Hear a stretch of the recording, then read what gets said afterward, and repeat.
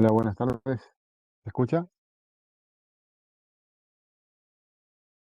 Hola, hola. Hola, hola, se escucha, Hola, sí. profe. Sí, se lo escucha. Buenas tardes, ¿cómo están ustedes?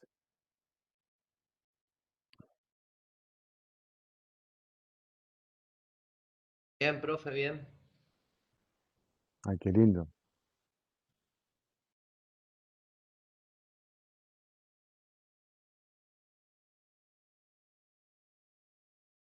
No, pregunta Juli si, bueno, cuenta que está bien. Y pregunta si yo también. Por supuesto.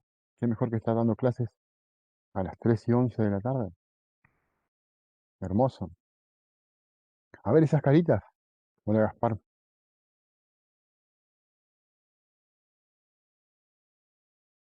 Les pregunto a ustedes antes de procesar penal, ¿qué materia tienen hoy? Hoy es lunes. Litigación, profe. Litigación.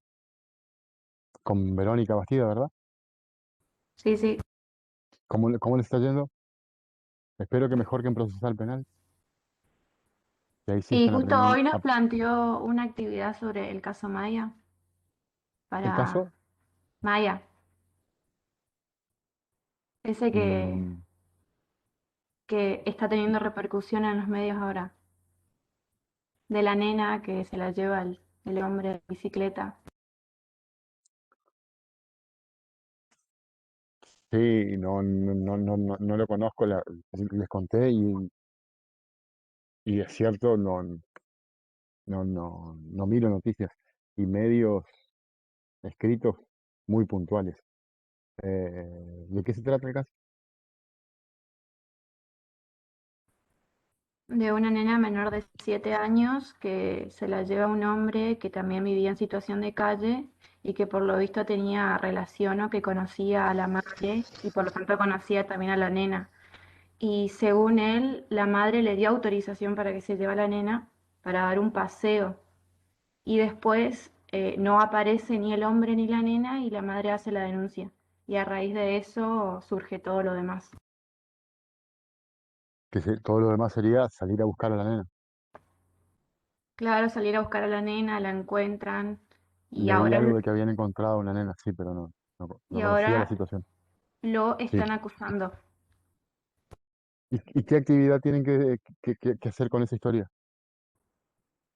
Y nos separó en defensa y acusación y tenemos que armar la teoría del caso. Ok, por vivos. Bueno, a ver esas caritas. A ver, quiero ver todas esas muy feas caras. Si yo tengo suficiente coraje para poner la mía, ustedes con mayor razón. Somos todos feos, solo que algunos son más jóvenes que otros. Esa sería la diferencia. Sí, no se preocupen. Vamos a competir quién sale más feo en la cámara.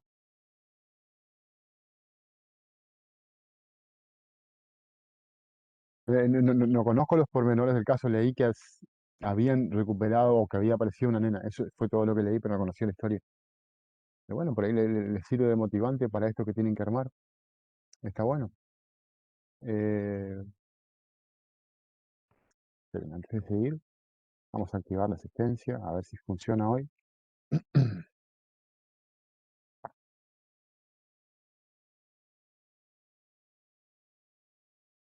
No hay registros, me dice. Así que seguimos con el mismo problema. Les pregunto, chicos, ¿ustedes este problema de la asistencia lo tienen en las otras materias también? De que no No, profe. pueden, ¿no? No, profe. Porque a mí me dice valido asistencia y me dice no hay registros. Y sin embargo, con sede central no tenemos problema. Bueno,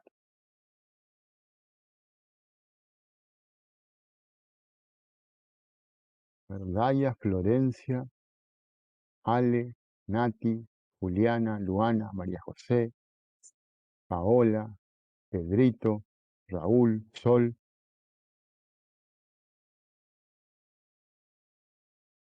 A ver si podemos ver sus caritas, sus, sus rostritos. Hola, profe, ¿cómo está? Ahí te aprendo la Hola, cámara. profe. Hola, Yo tengo Pedro. activada, pero parece que no se me ve. Y yo por lo menos no te veo, no sé si ustedes le ven a Nati. Tengo activada, sí. Entonces voy a entrar del celular.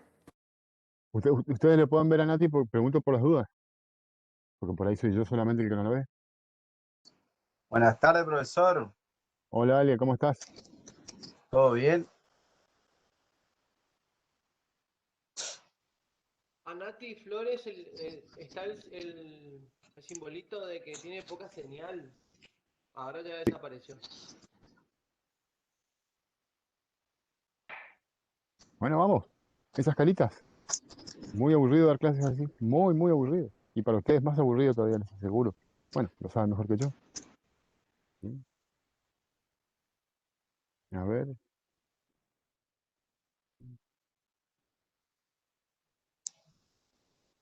Paola Gómez. Ahí se perdió, desapareció. ¿Por qué no? No la recuerdo. Ahí se perdieron un par.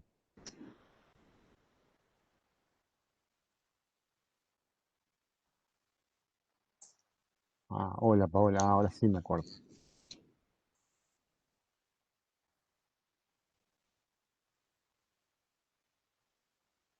Fer Pérez Galeano. Florencia Luciana. Luana. A ver, vamos a hacer lo siguiente. Fernanda está acá Vamos. conmigo, profe. ¿Perdón? Fernanda está acá conmigo. Ahí ya activamos el celular. Perfecto. A ver, vamos a hacer lo siguiente para ponernos de acuerdo y ganar tiempo, ¿sí? La idea es empezar la hora de clase y que se conecten, ¿sí? Y la idea de la camarita es, más allá de que ustedes quieran o no, tienen que tener la camarita prendida, ¿sí? No es una cuestión de gusto. Eh, También para que quede claro al principio, no vamos a perder tiempo con cosas en las que nos tenemos que perder tiempo, ¿sí? Vamos a perder tiempo en donde tenemos que perder tiempo. En lo demás no. O sea, no vamos a entrar con estupideces, ¿sí? De me escondo, no me escondo, vengo, voy, todo eso, ¿sí? Ya, o pasado, todo el año pasado ya estuvieron con esto ustedes, ya saben cómo funciona. Entonces, no sigamos insistiendo con este tipo de cosas porque es solo perder tiempo. No quieren estar en la clase, no vengan. ¿Sí? ¿Quieren estar en la clase? Micrófono activado cuando van a hablar, cámara activada todo el tiempo. ¿Sí? Esas son las reglas, son simples, son muy fáciles de entender y son muy fáciles de cumplir. Insisto en esto, no quieren estar en el curso, perfecto, no hay ningún problema. Yo no tengo ningún drama. Pero la condición para estar en el curso, todos presentes. ¿Sí? Todos presentes. No quiero vueltas. Eh, Hace 9 minutos que estoy esperando que activen las cámaras. Y ya saben las consecuencias de no tener la cámara activada, ¿sí? Eh, para mí, quien no tiene la cámara activada, salvo que sea por un problema de conexión, no está. ¿Sí? Que quede claro, entonces ya no perdemos tiempo con estas cosas. Que quede clarísimo. Eh, Hola, no sé quién habló. Fernanda, yo tuve que venir a lo de Nati por cuestiones de electricidad en mi casa. Eso nunca va a ser un problema. A ver, no puedo, por ejemplo, Dai ahí está con un problema. Bueno, macanudo, no hay ningún drama. Tampoco le vamos a pedir cosas que son de imposible cumplimiento. ¿Sí? Que quede claro. Eso también que quede claro. Digamos, este es sentido común. No puedo, perfecto. Ahora, no puedo una, dos, tres, cuatro, cinco. No, ya no. No, no. Eh, eh, Ni siquiera tengo que explicar por qué no. ¿Sí? Ustedes saben perfectamente. Entonces, a ver, vamos a intentar empezar la clase eh, intentando retomar donde habíamos dejado. Estábamos hablando de o intentábamos responder una pregunta, la de las funciones del proceso penal. Y vimos algunos autores, y la idea, como les dije en la clase pasada, es tratar de ver qué tiene cada uno de estas personas para decirnos, qué podemos extraer de lo que nos dicen, y al final tratar de sacar algunas conclusiones propias, cada uno de nosotros, sobre, sobre cómo respondemos a esta pregunta. Y la intención de todo esto está fundamentalmente orientada a marcar eh, que la respuesta o las respuestas a estas preguntas, a esta pregunta, condicionan todas las preguntas grises que tiene el proceso penal y todos esos momentos donde uno tiene que optar por más de una alternativa, eh, están siempre condicionadas por la respuesta que tengamos a esta pregunta. De manera tal de que cuando más claro, y creo yo por lo menos nunca es posible tener absolutamente claro, pero cuando más claro tengamos este punto, más fácil nos va a ser encontrar respuestas a esos problemas. Por lo menos vamos a ser consistentes, coherentes, ¿sí? Eh, habíamos hablado de Roxin y Julio Mayer, ¿sí? Creo que no hablamos de Alberto Binder. Corríjanme si no, pero mi idea es, por lo menos hasta donde recuerdo, retomar ahí en Binder, porque Binder creo que no hablamos. Sí, faltó Binder. Faltó Binder, perfecto. Entonces, la idea básicamente ahora es, ¿se acuerdan también que les había pedido que se distribuyan entre todos ustedes la lectura de los distintos autores? Porque si no sería demasiado. Si tuviesen que estudiar todos los autores, todos ustedes. Entonces, en esa idea fue que distribuimos eh, la lectura, ¿sí? Y como les dije en la clase pasada, ahora lo mismo y con mayor razón todavía, les voy a pedir que quienes leyeron los autores que vamos a ver hoy, nos ayuden, ¿sí?, a avanzar, ¿sí? Porque puede ser que yo arranco con la exposición eh, y les voy a pedir que me vayan ayudando, mechando con todo lo que tengan de información, como lo hicimos la otra vez, ¿sí? Para hacer esto más dinámico, y más dinámico no solo para aburrirnos, sino también para generar siempre eh, observaciones de lo que cada uno le parece más destacable de lo que dice el autor, ¿sí? Eh, como les dije la otra vez, ustedes cuando quieran interrumpir, interrumpen, ¿sí? Eh, no es necesario, eh, salvo que tengan un problema tecnológico, utilizar el chat. El chat siempre es útil, ¿sí? Pero no tengan ningún miedo en hacerlo por medio del audio. Lo que pasó el otro día, creo que era Antonella, yo le contesté a Antonella media hora después de que ella había escrito. Para evitar este tipo de cosas, ¿sí? Profe, acá estoy, ¿sí? Y interrumpimos. Ya les dije, el único problema, nunca me voy a enojar o nos vamos a enojar porque interrumpen. Al contrario, el único problema es que me concentro y después tendremos que retomar, pero interrumpan todo lo que crean conveniente, ¿sí?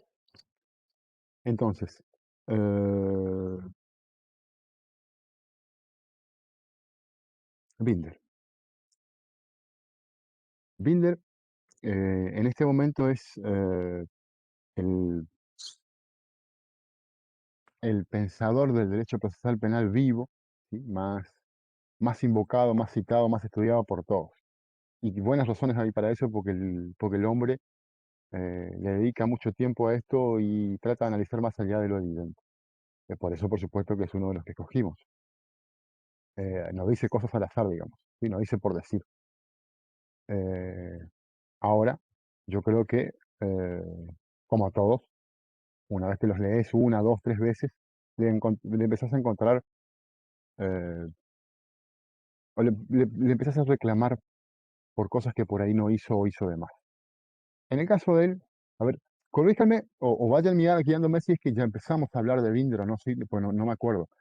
Como les dije la otra vez, a nosotros se nos presenta la confusión porque damos clases para otro grupo y por ahí nos confundimos con quién, en este momento yo me confundo con quién hablamos qué y cada cosa, digamos, qué cosas y hasta dónde llegamos con cada una de ellas. Así que si soy reiterativo, demasiado reiterativo, avísenme. Eso ya dijimos, perfecto, vamos avanzando. De Binder yo les había pedido que lean dos capítulos, ¿sí? El primero Eh, por ahí, a mí me hubiese gustado trabajarlo en otro momento, pero con el nuevo programa es difícil encontrar ese otro momento, ¿sí? Con el viejo programa como que estaba más ordenado ese punto, ¿sí? En el nuevo programa se ordenaron algunas otras cosas y me parece que algunas quedaron colgadas. En la primera parte está el problema de la política criminal, o se menciona la política criminal, ¿sí? En el viejo programa hablábamos eso cuando hablábamos de las ciencias auxiliares o de las disciplinas auxiliares. Ahora no tenemos eso, de modo tal que no hay otro lugar, ¿sí? Ojo, tampoco queda descolgado de la pregunta que estamos haciendo, ¿sí?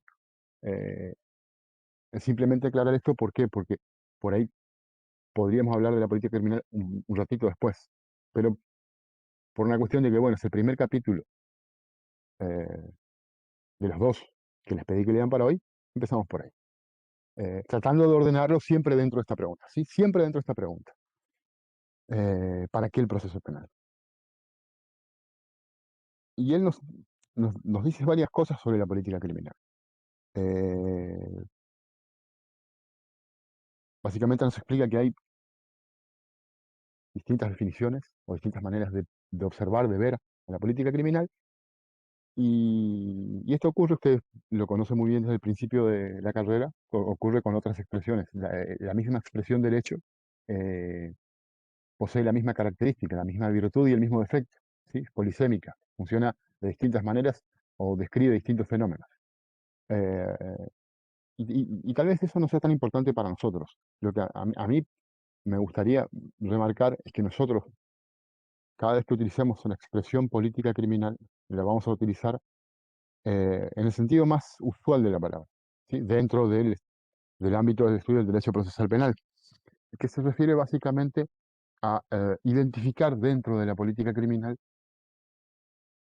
a, a aquellas herramientas, ¿sí? De análisis, observación y decisión vinculadas con la criminalidad, con el delito, con la configuración, la definición de qué cosas van a ser consideradas delictivas y después de que está definido qué es lo delictivo, trabajar, ¿sí? Teórica y prácticamente en la prevención y la persecución del delito. Básicamente esa es la idea de lo que nosotros consideramos o vamos a considerar como política criminal, ¿sí?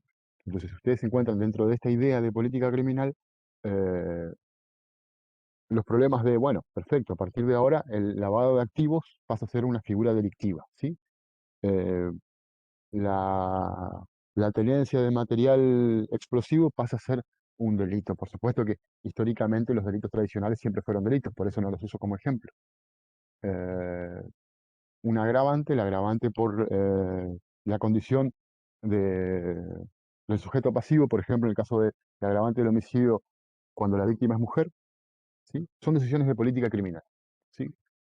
Nosotros como sociedad, por medio de nuestros representantes, consideramos que eso tiene un plus de, de- de- de- de- de- de gravedad, ¿sí? En este ejemplo que estoy utilizando, un plus de gravedad con el homicidio simple. Entonces tiene que pagarse de otra manera, con más pena. Eh, Perfecto, definimos, entonces un agravante. Pongamos esa.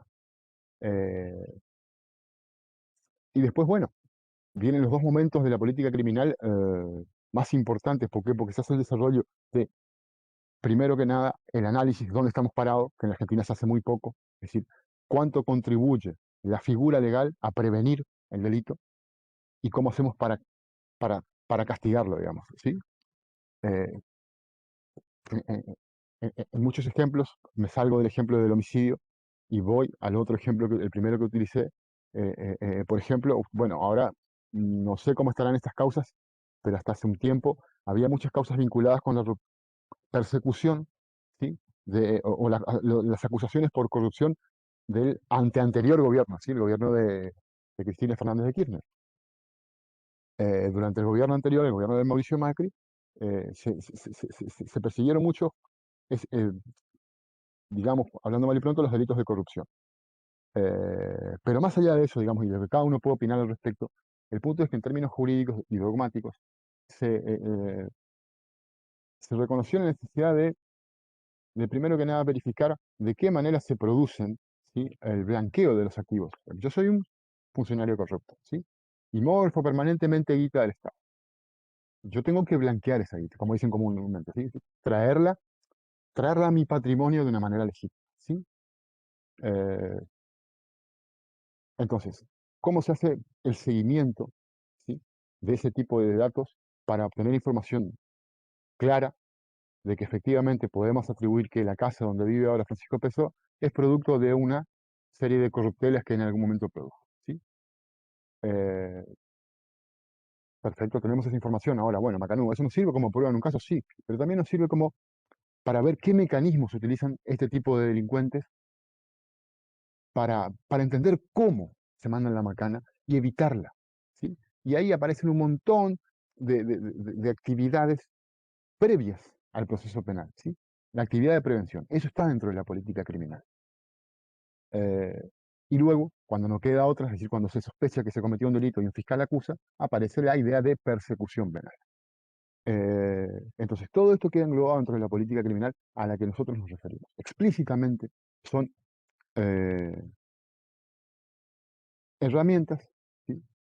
que se encargan, insisto, explícitamente de definir, prevenir y perseguir el delito, ¿sí? ¿Por qué digo explícitamente? Porque eh, eh, podemos tomar ejemplos desde otras áreas que no sean los de política criminal, donde también podemos encontrar eh, políticas públicas vinculadas o que pueden tener como efecto la prevención de la criminalidad, por ejemplo. ¿Sí? El mejor ejemplo, normalmente, lo vamos a ver en muchos libros de criminología, la educación. La educación, dicen muchos, es una herramienta que nos ayuda a reducir la criminalidad. ¿Sí? Las condiciones económicas también. Ahora, cuando un ministro de Educación o un ministro de Economía propone un plan, ¿sí? educativo o económico y financiero, no lo hace pensando en reducir la delincuencia, ¿sí? Tiene otros objetivos en mira. Entonces, eso, a pesar de que pueda tener efectos, ¿sí? Eh, en la reducción de la criminalidad, para nosotros no forma parte, ¿sí? directamente de la política criminal. Entonces, con un concepto riguroso de política criminal, eh, nos quedamos con un concepto riguroso de política criminal, por un lado. Y lo otro que a mí por lo menos me parece importante destacar de lo que dice Binder es esta idea de eh, que, la, que la repite en el capítulo siguiente, sobre que hay distintas formas de encarar la política criminal, ¿sí? De acuerdo al lugar desde donde nos paremos, y esto lo venimos diciendo desde la primera clase, y lo vamos a decir hasta la última, hay formas de posicionarse frente a la criminalidad, formas de ver la criminalidad, ¿sí? Algunos van a ver como un problema vinculado con lo que nosotros conocemos como seguridad ciudadana, los chorros en la calle, ¿sí? Y entonces van a concentrar los esfuerzos de política criminal en ese tipo de delincuencia, ¿sí? Otros probablemente vean que el problema no pasa tanto por ahí, sino que es una consecuencia de otro tipo de criminalidades, la de cuello blanco. Entonces intenten concentrar, ¿sí? la actividad de prevención y persecución en ellos. En cualquier caso, todos miramos, ¿sí? el fenómeno de la criminalidad, todos, sin excepción, miramos el fenómeno de la criminalidad desde un lugar, ¿sí? y le, a- le aplicamos diferentes maneras, o sí, percibimos la respuesta o las respuestas de una manera diferente. Y eso es fundamental, ¿sí? ¿Por qué? Porque vos vas a tener un sistema de seguridad ciudadana, de prevención policíaca y de persecución judicial mucho más fuerte en determinados ámbitos sobre otros, ¿sí? No hay duda de que en países como el nuestro, la criminalidad o la persecución de la criminalidad está orientada fundamentalmente hace muchísimo tiempo, hacia los delitos, digamos, vamos a decirlo, lo- los delitos contra la propiedad, ¿sí? Esencialmente la actividad de prevención y en gran parte la de persecución está limitada a ellos, ¿sí? Después añade delitos violentos, delitos contra las personas, ¿sí? En donde hay mucha persecución pero no hay prevención, punto. ¿Sí? El resto del código, de hecho, eh, tengo un profesor que dice hasta el artículo 172, 173, ¿sí? del Código Penal, se, se aplica en la Argentina. El resto del Código Penal no se aplica. ¿Sí? Y gran razón tiene, o bastante razón tiene este hombre al decir eso. Digamos, de hecho, yo les pregunto después, ustedes probablemente puedan llegar a decirme eh, delitos contra las personas, delitos contra el honor, la integridad sexual, la libertad, la propiedad. Y después no sabemos nada, porque hasta ahí lo aplicamos. De hecho, lo estudian fundamentalmente hasta ahí y hasta ahí eh, se aplica. Eh, en cualquier caso, la idea de perseguir a estos grupos sociales, o sea, la Argentina concentra la persecución penal, insisto, en el delito contra la propiedad. ¿Sí? Eh, insisto, también pongamos a los delitos contra las personas. Pero acá es donde más se preocupa eh, la actividad de persecución. ¿Cuán, cuán fuerte, ¿sí? Es esa persecución? Depende de posicionamientos ideológicos. ¿Sí? Nosotros tenemos por eh, épocas históricas en Argentina, tenemos más concentración, ¿sí? hacia esos grupos o menos concentración. Pongamos un ejemplo, eh, esto de la criminalización de la pobreza, digamos. ¿Sí? Para determinados o en determinadas épocas, las marchas, las manifestaciones, ¿sí? eran parte del derecho de protesta, el libre ejercicio del derecho de protesta. Y en otras épocas es visto como parte de la comisión del delito de privación ilegítima de la libertad. ¿Sí? Desde esta concepción teórica distinta. Entonces, por supuesto, para quienes opinan de una manera, dejan que las marchas anden en tanto en cuanto no sean demasiado violentas. En otras, hay 4 tipos cortando la calle, viene gendarmería, los levanta a todos. ¿Sí? Son 2 formas de ver el mismo fenómeno de una manera muy distinta, y eso tiene consecuencias prácticas. ¿Sí? Yo voy a poder manifestarme de una manera, o mejor dicho, yo me voy a manifestar, ¿sí? de una manera cuando tengo una política criminal, y en la otra voy a estar privando de la libertad, ¿sí? a todos los que intentan transitar por esa calle. El punto es, nosotros no podemos negar que la política criminal es parte de de las políticas públicas, y son los gobiernos los que definen la política criminal. Hasta ahí está perfecto. Yo no tengo nada que cuestionarle ni al gobierno actual ni al gobierno anterior sobre cómo definen la política criminal. Podemos o no compartirla, pero ellos son el gobierno y tienen que definir su deber, definir una determinada política criminal. Otro ejemplo, el otro día mencionábamos este. Hola, Sí. Hola, Merced. hola, ¿cómo están? No, vos sabés que no te Eh, vi porque los auriculares como que tapaban todo. Era qué imposible ver tu raro, cara. Ah, Merce, sos qué vos. ¿Cómo raro. estás? ¿Quién es la alumna que está hablando? Ah, uy, están filosos hoy, están filosos, están bravos. Sí, ¿qué decías, Merced? Hoy en la mañana estaba buscando en la página Pensamiento Penal, estaba buscando vulnerabilidad y estereotipos y me saltó a toque lo que es la parte de estupefaciente, el narcomenudeo y cómo afecta la mayoría de las personas que están condenadas son personas de la comunidad trans y personas en situación de vulnerabilidad, con penas reducidas o penas atenuadas le llaman, inclusive hasta algunos se animan ni siquiera a condenarlos. Y me puse como a googlear un poco lo que es la comunidad trans y es impresionante.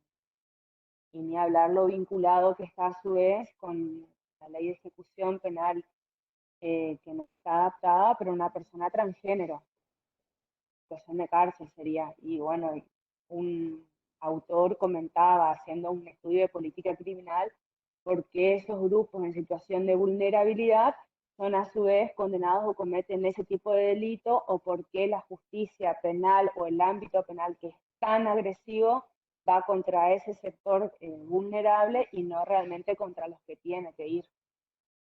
Bueno, dejen por un momento, ¿sí?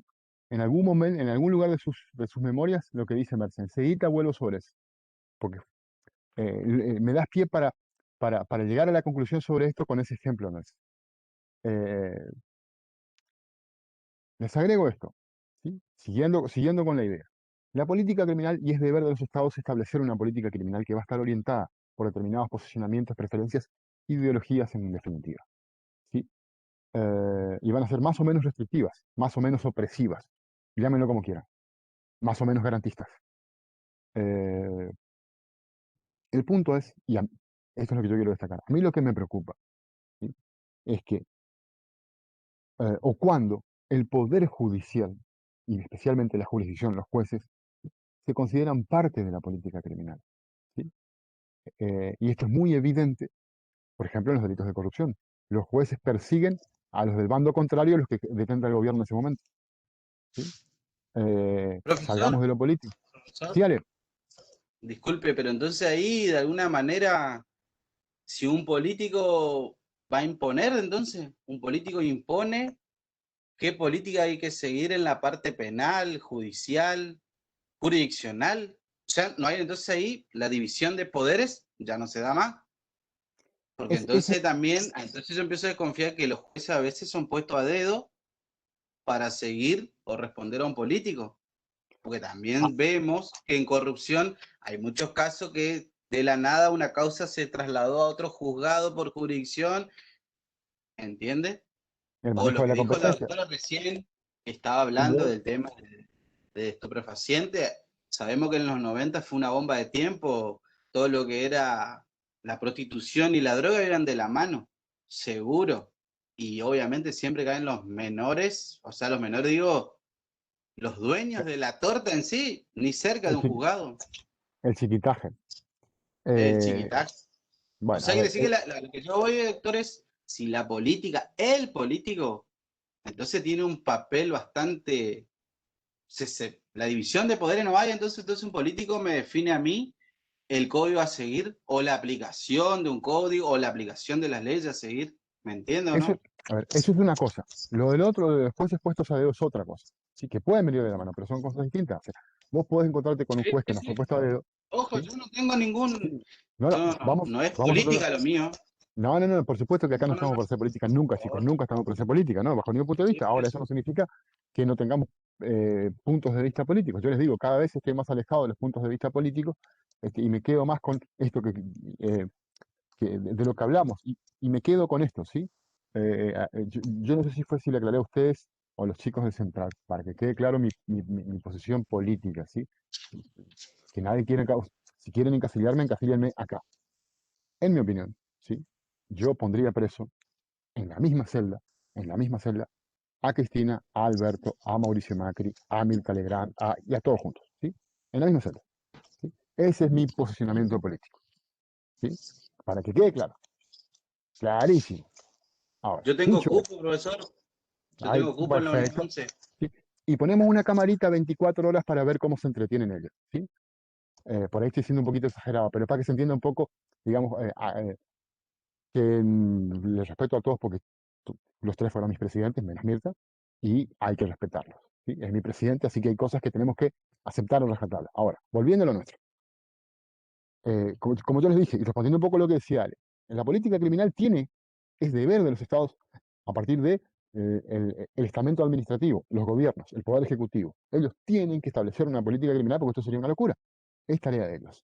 Lo que me preocupa es cuando los jueces se sienten parte, parte, perdón. Y fíjense que yo no dije cuando los políticos le imponen una política criminal, cuando la jurisdicción se siente parte de la política criminal, ¿sí? Que no depende tanto de si fueron puestos a dedos o no, porque yo puedo haber tenido toda la libertad, digamos, todos los títulos, ¿sí? Para ingresar, y después termino convenciéndome a mí mismo de que a los chorros hay que meterlos todos presos, como dice el ministro de Seguridad de tal gobierno, ¿sí?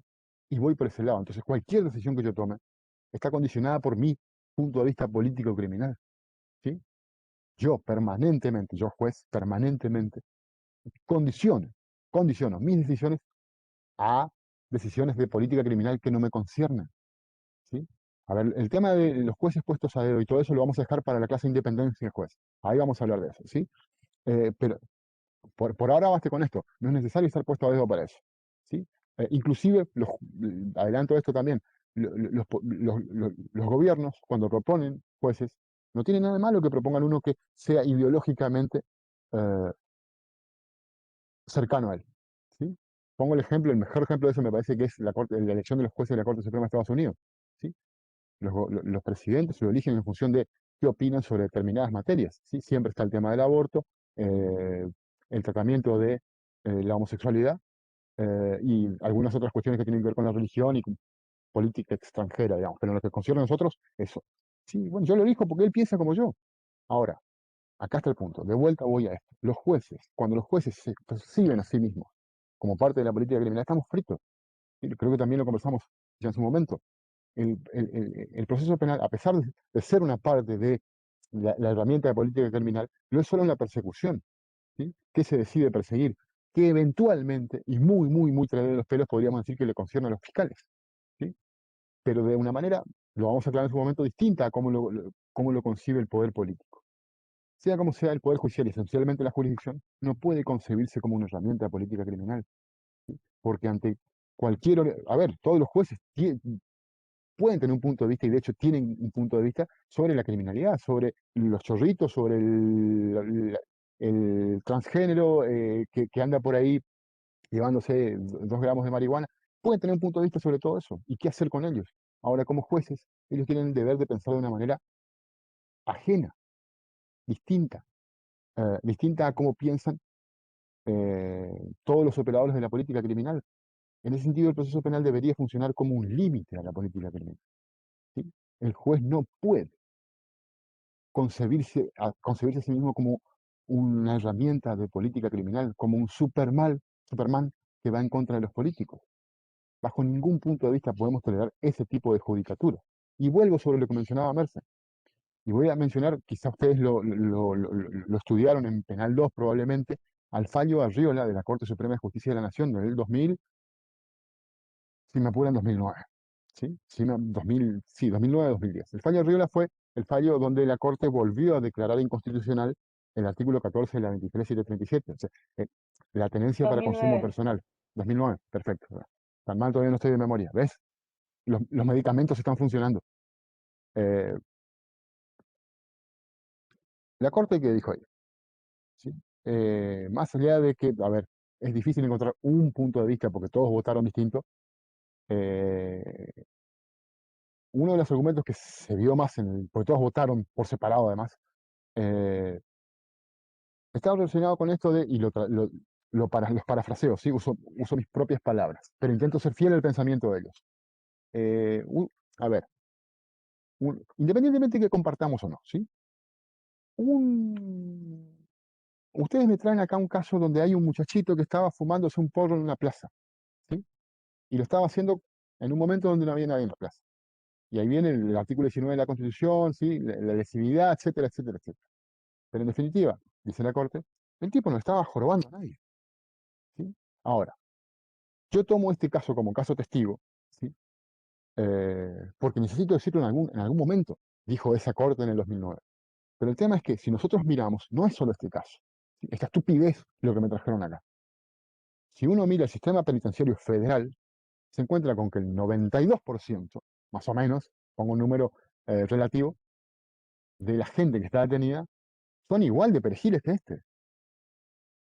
Explícame vos, y el otro 8% se reparte en un montón de otros tipos de delitos. ¿Sí? Explícame vos cuándo vamos a agarrar algo más que una mula, cuándo vamos a cortar la cadena por arriba. ¿Sí? Entonces, Profesor, se relaciona con lo que decía Merce. La Corte lo dijo. Papi, pará con esto. Déjame decir esto. Y ahí la Corte, entre líneas, lo que dijo es: yo no soy una herramienta de política criminal, y ustedes, jueces inferiores, dejen de meter perejiles presos, porque no son parte de Gendarmería Nacional, no son parte de la Policía Federal. Ustedes tienen que tomar una decisión sobre el caso, independientemente de las decisiones de política criminal. Eso es lo que está diciendo la Corte. Los jueces tienen que ser jueces, no perseguidores. Así que basta de traerme payadas perejiles, ¿sí? al juzgamiento. Traigan gente en serio, no estos pobres tipos y tipas. Sí, Ale. no, con el pensamiento que usted está diciendo recién, bueno, por mi cuestión laboral tengo relaciones con diferentes penales federales, tanto de la provincia, ahora también ya se extendió a nivel nacional. Siempre hablo con los abogados de cada establecimiento penal y el 90% son casos de mula, nada más.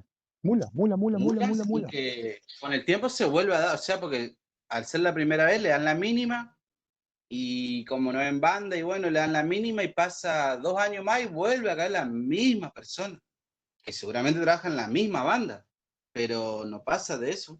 Los penales federales más Se sobrepoblaron por justamente negocio para las mulas, porque saben que, bueno, de última les sale mal y son 2 años, 3, nada más. Lamentablemente Y, así piensan. y para nosotros como sociedad, piensen ustedes en los medios, ¿sí? Se incautaron 145 kilos de marihuana, ¿sí? Otro golpe al narcotráfico. Mentira, mentira, no es un golpe al narcotráfico, es una estupidez eso. No funciona como herramienta de seguridad y mucho menos como herramienta de justicia, porque cayó un payaso que ni siquiera le conoce al dueño de esa, de esa carga, ni lo conoce el camionero. Preso 2, 3 años, ¿sí? Él sabe más o sabe menos sobre qué cargaba, ¿sí? Pongamos que sabía. No conoce a nadie. Él recibe una moneda por eso y se terminó. Y esa marihuana lo único que hace es beneficiar al negocio, porque lo encarece. Y desde la idea de las funciones de la pena, la prevención general positiva, nosotros todos quedamos contentos. ¿Por qué? Porque se logró incautar 1.600 kilos de tal coeficiente, ¿sí? O lo que sea. Estamos todos contentos, ¿sí? Entonces, y eso es lo que la Corte intentaba decir, basta de estas cosas. O sea, porque en definitiva, vamos a un ejemplo que en Corrientes yo no entiendo por qué no se lo trabaja seriamente, que es el delito rural, el delito de abigeato. Nosotros, digamos, en la provincia de Corrientes tenemos un enorme problema con eso, ¿sí? Y siempre vamos y le agarramos al que lleva la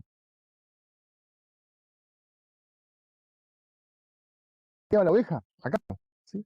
Busquemos quiénes son los que proveen de eso, quiénes son los que venden ese, o sea, quiénes se dedican al comercio de eso. Y vamos a empezar a realmente cerrar ese negocio. Pues algo parecido tranquilamente se puede hacer con el problema este de los estupefacientes. Naturalmente que, a ver, yo me dedico a la justicia porque creo que no tengo capacidad para resolver los problemas en el Poder Ejecutivo, me parece una tarea demasiado enorme. Pero lo que sí estoy seguro es que lo que estamos haciendo no ayuda para nada. Y a pesar de que esta persona merece una sanción, ¿sí? O una respuesta jurídica, me refiero al camionero, ¿sí? Al mula, eh, cuando vos ves al sistema penitenciario federal y te encontrás con que todos los que están presos por ese delito son los giles que transportaban la mercadería, entonces empezás a pensar que evidentemente esto sirve para que en los medios haya un titular enorme, legitimar el presupuesto de las fuerzas de seguridad que se encargan de este tipo de actividades, punto. Porque el problema de narcotráfico no lo resolvemos, ¿sí? No tengo respuestas a cómo resolverlo, ¿sí? Pero Hay un, volviendo al punto, ¿cuál perdón, es el rol de la justicia en todo esto? Ya te doy merced. ¿Cuál es el rol de la justicia? ¿Sí? De los jueces puntualmente. Eh, Eso es lo que a mí me preocupa, que no se sientan parte de la política criminal de ir contra estos perejiles, ¿sí? Sí, Merced. que googleando hoy encontré un fallo de Catamarca, justicia provincial, chico, un adolescente, tentativa de robo que estaba y salía por conflictos con el tema de la droga. Y este juez básicamente lo que decía es que es claro que la pena no cumple con sus fines, con ninguno de los fines propuestos, y que a su vez el Estado trata de solucionar todos los problemas que tiene con el derecho penal, y que en realidad no es así. Y encima, ¿cómo se le va a aplicar o cómo se lo va a privar de la libertad a una persona que el mismo Estado puso en esa situación de vulnerabilidad y no se le dio otra oportunidad? Entonces, básicamente lo que dice él es, yo no lo puedo encima condenar a una persona que ni siquiera se le dio la posibilidad de ser otra persona o no tuvo las posibilidades de ser como nosotros. Está bueno, es bien cortito, pero lo explica bien, bien claro. Bueno, volvemos a algo que yo les dije, creo que la primera o segunda clase. Eh, y creo que insistí después. Uno puede no compartir lo que dice eh, este punto de vista, ¿sí? Lo que yo no tolero, ¿sí? No termino de entender es por qué el derecho procesal penal no se encarga de tomar este tipo de planteos como parte del problema, como parte de su objeto de estudio, ¿sí? Suena aburrido, sí, pero eso es. ¿Por qué nosotros solo estudiamos normas? ¿Sí? Cuándo están bien aplicadas, cuándo están mal aplicadas, y nos olvidamos de un montón de problemas que se vinculan, condicionan y muchas veces determinan los procesos penales concretos, ¿sí? Esto tiene que ser parte del estudio del derecho procesal penal, no ajeno. Un estudio, si se quieren, tangencial, como quieran, circular, satélite, pongan el nombre que quieran, pero tendremos Profesor, que pensarlo. Síguele. pero puede ser que sea un error, puede ser que por ahí cuando se hace el estudio del derecho procesal, solo intervienen abogados. por ahí tienen que colaborar sociólogos, psicólogos, ¿entiende? Un estudio más social también A ver, que apoye teorías. Sería una opción, ¿o no? algún día nos vamos a juntar, sí, personalmente, físicamente, y vamos a A comer conversar un un poquito. asado. Bueno, puede ser un asado vegano, ¿sí? Un asado vegano o no vegano, bastante aburrido porque vamos a hablar de todas estas estupideces, eh, sobre los problemas epistémicos que hay atrás, es decir, qué tipo de conocimiento necesitamos y cómo, fundamentalmente, cómo lo abordamos. Es un problema enorme, ¿sí? Porque lo que vos estás diciendo trae problemas adicionales, ¿sí? Vamos a hablar en términos prácticos. Imagínense una materia, un derecho procesal penal, pero puede ser la materia que ustedes quieran, que incluya toda esta información. La materia va a durar 4 años, ¿sí? Más o menos, por la cantidad de información que se incluye, y van a tener que estudiar 12.000 libros. Entonces, eh, digamos, los problemas de definición, de limitación, ¿sí? Del objeto de estudio tienen que ver con la capacidad de conocimiento que podemos tener dentro de una disciplina ordenadamente, ¿sí? Es, para explicarlo un poquito más extensamente, pero es cierto que nosotros de última, perfecto, el conocimiento jurídico no lo podemos abandonar, como yo les digo siempre, es transversal. Ahora, tampoco creo por ahora y por el momento que sea necesario que venga toda esta gente, pero sí tomar nosotros mismos los aportes que nos dan estas disciplinas, ¿sí? O sea, usando las mismas palabras, no necesito que venga el sociólogo, pero sí voy a contar lo que el sociólogo me contó a mí. Eso nutriría, creo yo, es cierto que le haría perder límites, pero nutriría mucho más al derecho procesal penal. ¿Por qué? Ahora vamos a intentar ver un ejemplo concreto de esto. El derecho procesal penal no se puede desentender estos problemas porque si no los resuelve el derecho procesal penal, no hay quien los resuelva, ¿sí? Al interior de los procesos penales, ¿sí? Intervienen abogados, ¿sí?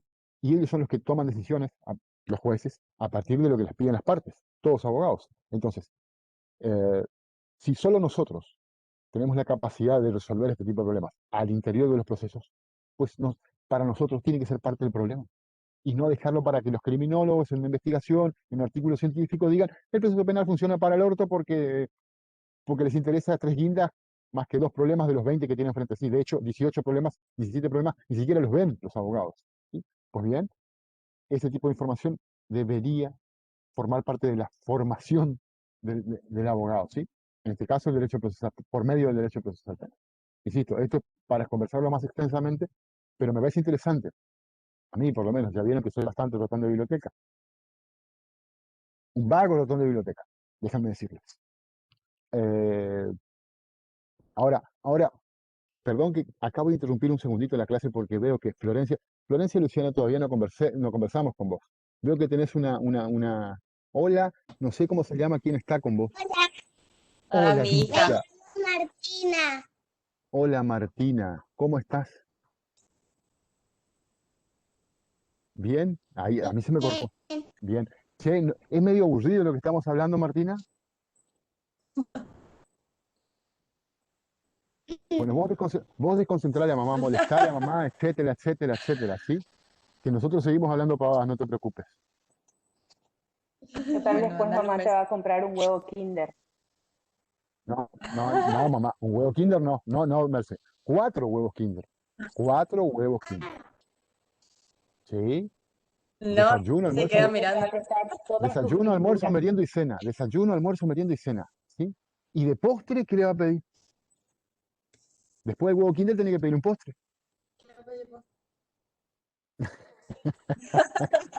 Bueno, seguimos. Bueno, a ver, es extenso esto, pero no escuché. No escuché qué dijo. Se va a mirar la tele, dice. Le vamos a educar acá, le vamos a malcriar el doble. El doble le vamos a malcriar. Ahora vamos a conversar con vos, Flor, Bueno, después dale. del recreo. Bueno, a ver, para terminar con Binder. Después, después de toda esta cansada que dije, viene lo importante de Binder, ¿sí? El segundo capítulo que les habíamos pedido que lea. A ver, pregunto, ¿quién leyó Binder? Porque hasta ahora hablé yo solo. Bueno, Merce aportó, Ale aportó, pero digamos, ¿quiénes leyeron Binder acá? Porque, a ver, vamos a hacer lo siguiente, ¿sí? Eh, si nadie blanquea, pues yo sospecho que alguien leyó Binder, o por lo menos tuvo la capa azul frente a sí, ¿sí? El tema es el siguiente, ¿sí? Esto también sirve como pequeñas evaluaciones. Acá lo miro a Pedro y Pedro entiende muy bien de qué estoy hablando. Eh, el dedo inquisidor les presento. Ya vamos a estudiar Inquisición, ¿sí? Pero ¿cómo Proceder, funciona el dedo problemas en el inquisidor? medio. ¿Cómo funciona el dedo inquisidor? Yo creo en la democracia, creo mucho en la democracia, ¿sí? Y después vamos a explicar qué significa, por lo menos para mí, democracia, o todo lo que debería incluir el concepto de democracia. Eh, pero esta idea de distribución, ¿sí? Que le dejamos a ustedes, también tiene que ver con esto. Este, tienen el derecho de poder elegir entre ustedes y no estar condicionándolos hasta en pequeñas tonterías como quién hace qué. Ahora, cuando la democracia no funciona, ¿sí? Aparece el dedo inquisidor, ¿sí? Y va a ser vos esto, vos esto, vos esto, vos esto. Así funciona el curso, ¿sí? Es con dedo inquisidor. El dedo inquisidor siempre es el plan B si quieren, ¿sí? Pero está. Pierdan cuidado que el dedo inquisidor está siempre. Entonces, para las próximas clases, bueno, vamos a leer esto, vos vas a leer esto, y es feo. Reconózcanme que es horrible que un Es- profesor le tenga que estar diciendo a usted qué autor tiene que cada uno y de qué página a qué página. Es un poco eh, para otra etapa de sus vidas estudiantiles, digamos, no ya para esta, ¿sí? Pero si ustedes quieren, bueno, perfecto, el señor inquisidor está siempre, ¿sí? Lo que quiero decirles con esto es que deberíamos, y me incluyo, tener vergüenza de que el profe le esté diciendo, vos te dedicas a tal autor, vos te dedicas a tal autor, vos te dedicas. O sea, ni siquiera en eso se pueden poner de acuerdo.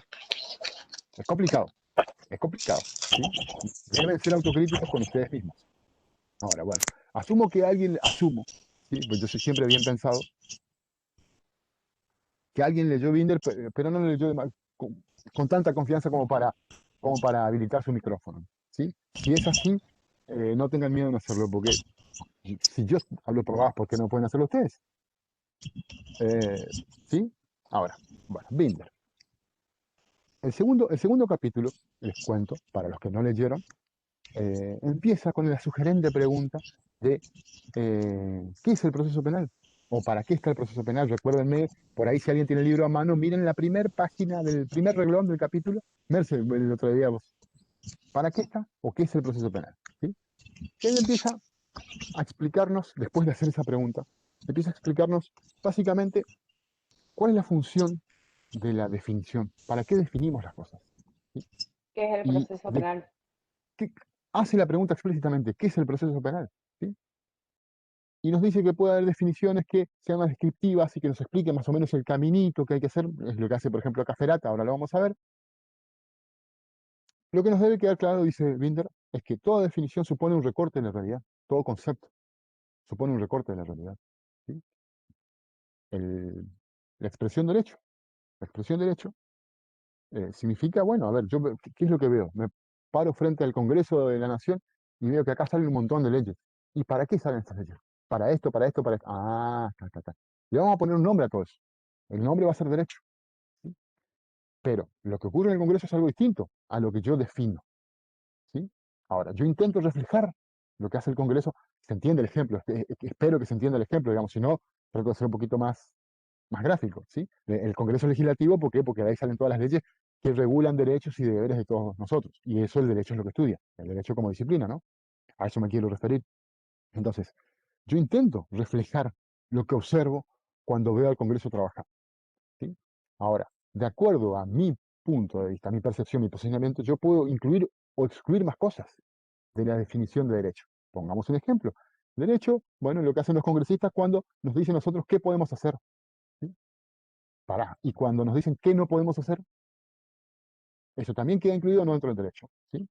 Podemos empezar a utilizar ejemplos menos groseros y podemos decir, creo que esto lo mencionamos. Bueno, ¿qué es el derecho? El derecho es lo que hace el Congreso cuando regula deberes y derechos. ¿Sí? O facultades, por no usar la misma palabra. Y lo que hacen los jueces, no, sí, lo que hacen los jueces también. Voy agregando, quitando elementos a mi definición de derecho. La idea es que la definición de derecho sea lo más clara posible, lo más gráfica posible de lo que quiero representar ahora. Y yo les conté, creo que en una clase, hay toda una corriente del derecho que entiende que la ciencia jurídica, ¿sí? Es lo que ocurre en los tribunales, y nada más que lo que ocurre en los tribunales.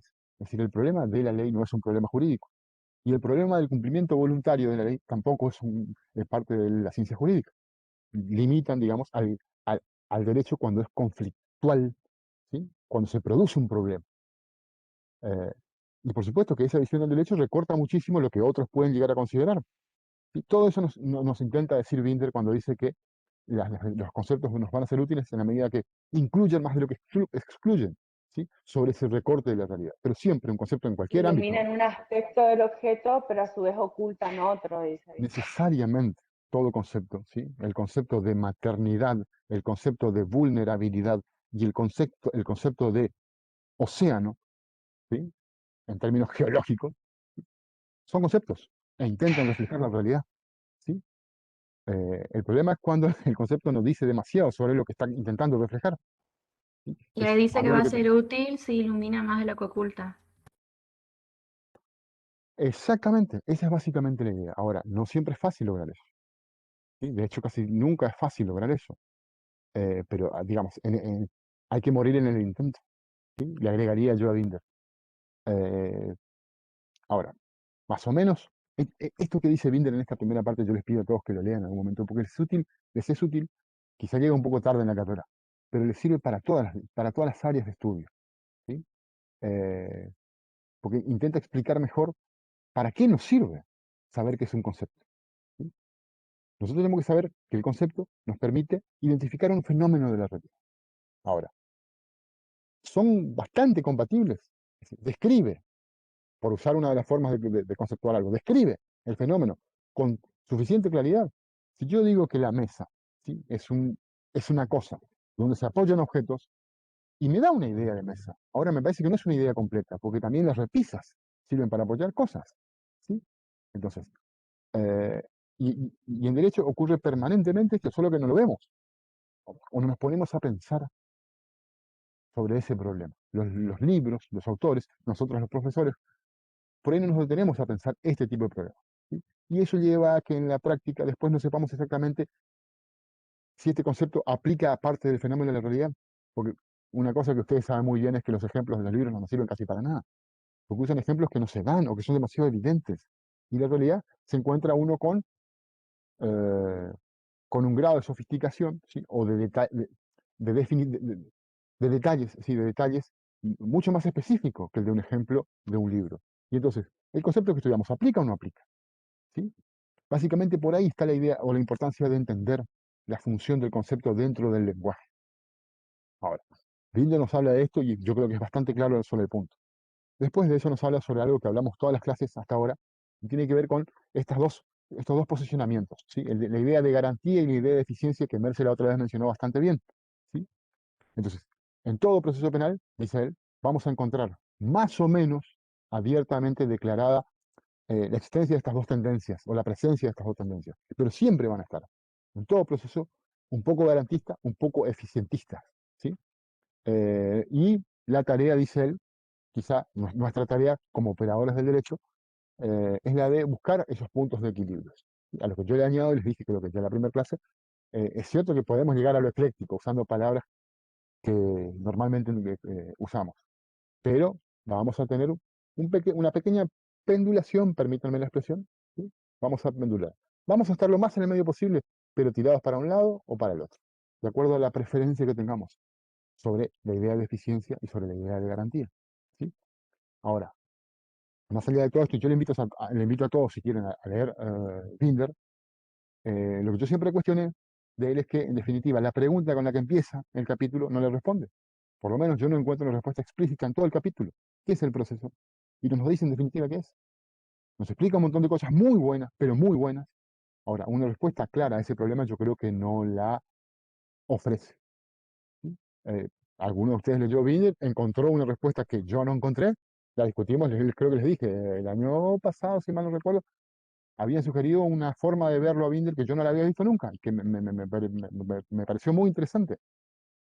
Ahora, no se las voy a decir naturalmente hasta que ustedes me den su punto de vista.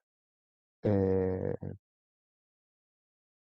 Fíjense lo curioso que es, si quieren, como moraleja, hace una pregunta hiper explícita, insisto, al menos en mi opinión, esa respuesta igualmente explícita no la encontramos, ¿sí? ¿Por qué? Y no sé, pero a ver, ¿a dónde apunto con todo esto? Yo les podría haber dicho a ustedes, bueno, estoy en el capítulo no sé cuánto de Binder y díganme todo lo que dice. Ahora, pensemos en lo que dice Binder, es lo que le estamos proponiendo ahora. Y más allá de lo que cada uno pueda pensar de por qué Binder hace lo que hace, el punto es que ustedes tienen que observarlo, apreciarlo, no simplemente repetirlo. ¿Sí? Esa es básicamente la idea. Cortamos acá por la hora. Si nos tomamos, si yo tengo 16 y 11, ¿sí? 16 y 20 estamos de vuelta acá, ¿sí? 16 y 20, ¿está? ¿Descansamos un ratito? Bueno, profe. ¿Listo, Bueno, listo? Bueno, profe, Bueno, entonces vamos a intentar seguir eh, con lo que nos queda. 50 minutos. A ver. Primero que nada,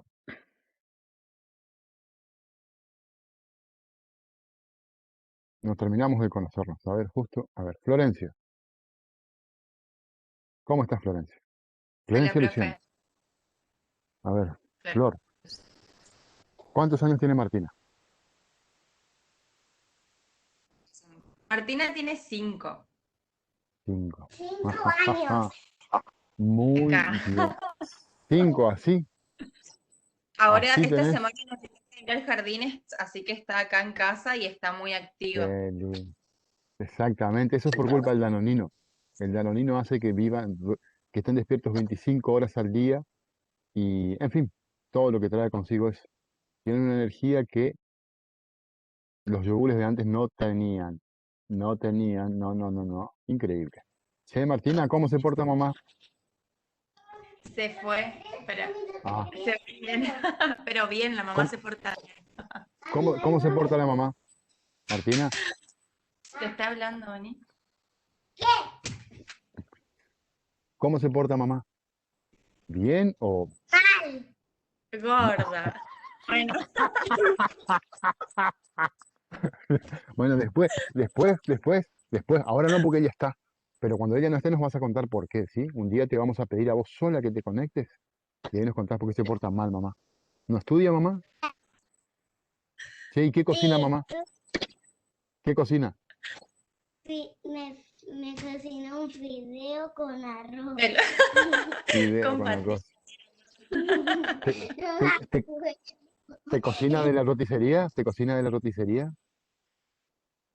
No, mi Sí, fuerte es la cocina, así que eso lo hago yo. ah, ¿Qué me tapó la boca. Mirá, mirá, tomá para vos. Tomá para vos. Bueno, a ver, vamos a dejarle a tu mamá que nos cuente algunas cosas, Martina. Por ejemplo, a ver, bueno, que a ver, ¿qué querés contarnos de vos? ¿Qué? ¿Qué querés contarnos de vos? ¿Cómo llegaste hasta acá? Y bueno, ¿Naciste, eh, creciste? claro, crecí, ¿no?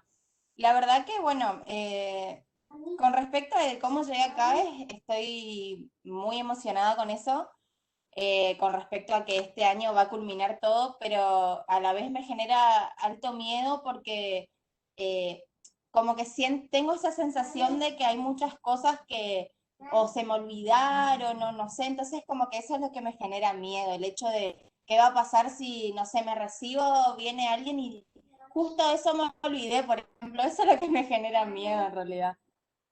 Está buenísimo tu planteo. Está buenísimo. Dejale que interrumpa. Pobre, tiene todo el derecho del mundo. Yo quiero creer que vos no te olvidaste en alguna materia, habrás estudiado la Convención de los Derechos del Niño. Esa no te Sí, olvides. Sí, Martina tiene todos los no, derechos del mundo y no tiene ningún deber. Sí, así de malcriadores tenemos que ser. Sí, así de creo que Nati Flores va a estar de acuerdo conmigo. nada. Eh, que la Juli también vive a Danonino. Ahora, ¿por qué elegiste abogacía? Ya vamos a ir a eso. Está buenísimo lo que planteaste, está buenísimo, está buenísimo. A ver si nosotros este cuatrimestre le podemos ayudar con esta duda. ¿Por qué abogacía? Bueno, la verdad, voy a ser muy sincera. Por favor. Siempre, cuando era, bueno, en mi adolescencia, digamos, eh, siempre dije que la última carrera que haría, por ejemplo, sería abogacía. no sé, siempre, mi mamá es abogada, entonces siempre estuve muy pendiente de eso, de todo el ámbito, de cómo es, o la veía muy cargada, por ejemplo, muchas veces, entonces siempre dije, No. eso es lo que no voy a hacer. Y ¿Y qué, bueno, y qué bueno, ahora querías ser? ¿Y qué querías ser, Flor? la verdad, siempre y en 2 oportunidades fui a estudiar lo que era la licenciatura en turismo, pero Vaga de nacimiento. Licenciatura en turismo, vaga de nacimiento. Naciste para. Tengo un par de amigas, viejas amigas, licenciadas en turismo. Vaguísimas, vaguísimas, por Dios. Está en el ADN, digamos. Acá, como te estamos sacando la ficha, ¿eh? Bueno. viste, no. ¿Y por qué no seguiste? Bueno, por cuestiones, bueno, lo que pasa es que cuando me fui a Sí, estudiar el primer siempre, año me fui a siempre lo que estudiar. puedas contar, ¿verdad? Siempre lo que Sí, puedas, no, si sí, quieras contar. sí, sí. Primero yo me había ido a estudiar a un lugar que no me gusta, tipo, a mitad de año me di cuenta, no, no. Y acá en Libres había una tecnicatura de lo que me había ido a estudiar, o sea, turismo, y bueno, terminaron cerrando la carrera porque no había alumnos. Entonces, eso como que dije, bueno, por ahí capaz no es por ese lado. Y empecé a probar otras carreras y tampoco era lo mío. Entonces agarré y dije, habían pasado varios años ya y a mí también en mi casa me estaban apurando por el hecho de no estar estudiando algo, tal cual. Hacé algo con tu vida, Entonces, mija. y bueno, entonces me terminé Todo, anotando en será, Orvacia, lo que siempre todos se iba a ríen hacer. porque todos habrán escuchado eso alguna vez. ¿Qué vas a hacer con tu vida? ¿Eh? Si nos habrán Totalmente, dicho esa eso. es la Sí, preocupación. sí, sí, sí, sí, sí, sí, sí, sí.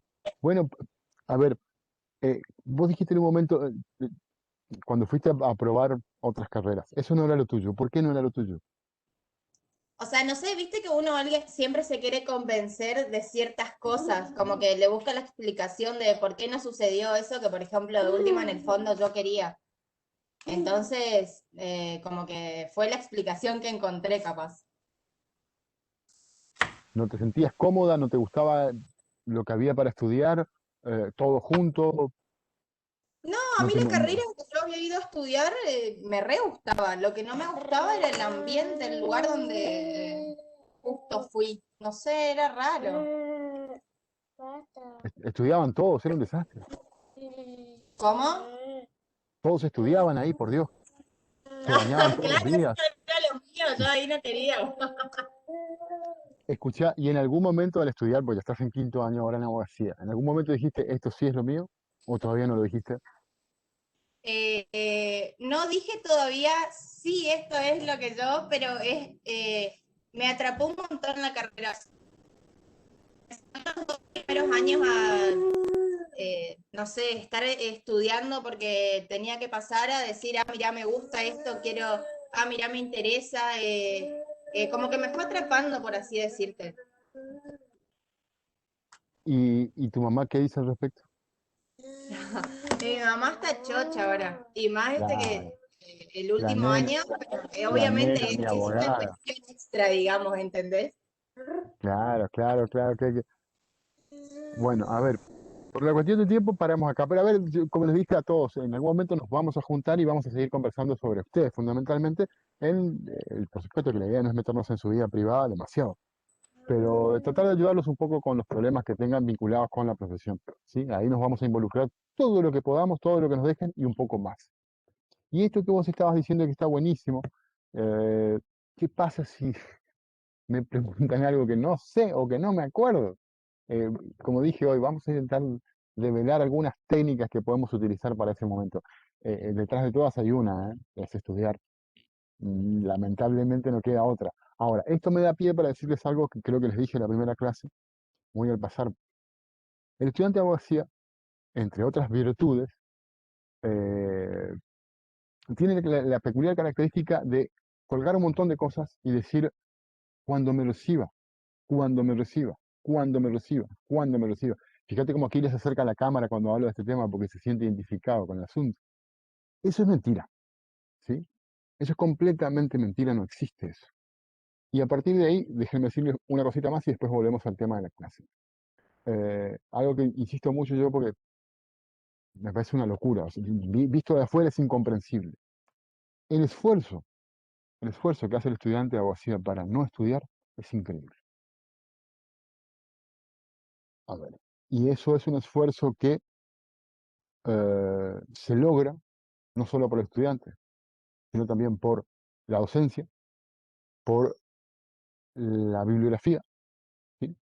Todos aparentemente contribuimos a que el estudiante de Derecho, el estudiante de Abogacía, pueda sentirse feliz sin saber, pueda sentirse cómodo sin saber. Es una locura, ¿sí? Y yo siempre cuento una anécdota. Yo vivía con, la mayoría de mis amigos son ahora médicos, cuando estudiábamos en Corrientes, me acuerdo porque esto fue patente, un amigo mío había tenido varicela y se perdió como 3 semanas de clases. Y, y después estaba loco por preguntarle a los compañeros los temas que dieron. Y, y me acuerdo que, pongo un ejemplo, qué sé yo, fisiología. Che, escuchá, ¿y célula transorgánica bigenética dieron? No, eso parece que no va a tomar en el parcial. ¿Cómo no va a tomar eso? Es una locura que no tome eso, ¿no? Pues, ¿cómo vamos a salir a curar gente sin saber qué es una célula transorgánica bigenética? ¿Sí? Y de hecho es la preocupación permanente. Imagínense que el profesor de anatomía le diga al estudiante de medicina: chicos, yo en el parcial no le voy a tomar corazón, funcionamiento del corazón, anatomía del corazón. ¿Ustedes creen que el estudiante de medicina va a colgar? Bueno, el estudiante de derecho cuelga de cajón. Todo lo que no se toma lo cuelga. Y además lo que se va a tomar también cuelga. ¿Sí? O sea, el esfuerzo, sobre todo el esfuerzo en justificar por qué no estudiamos, es increíble.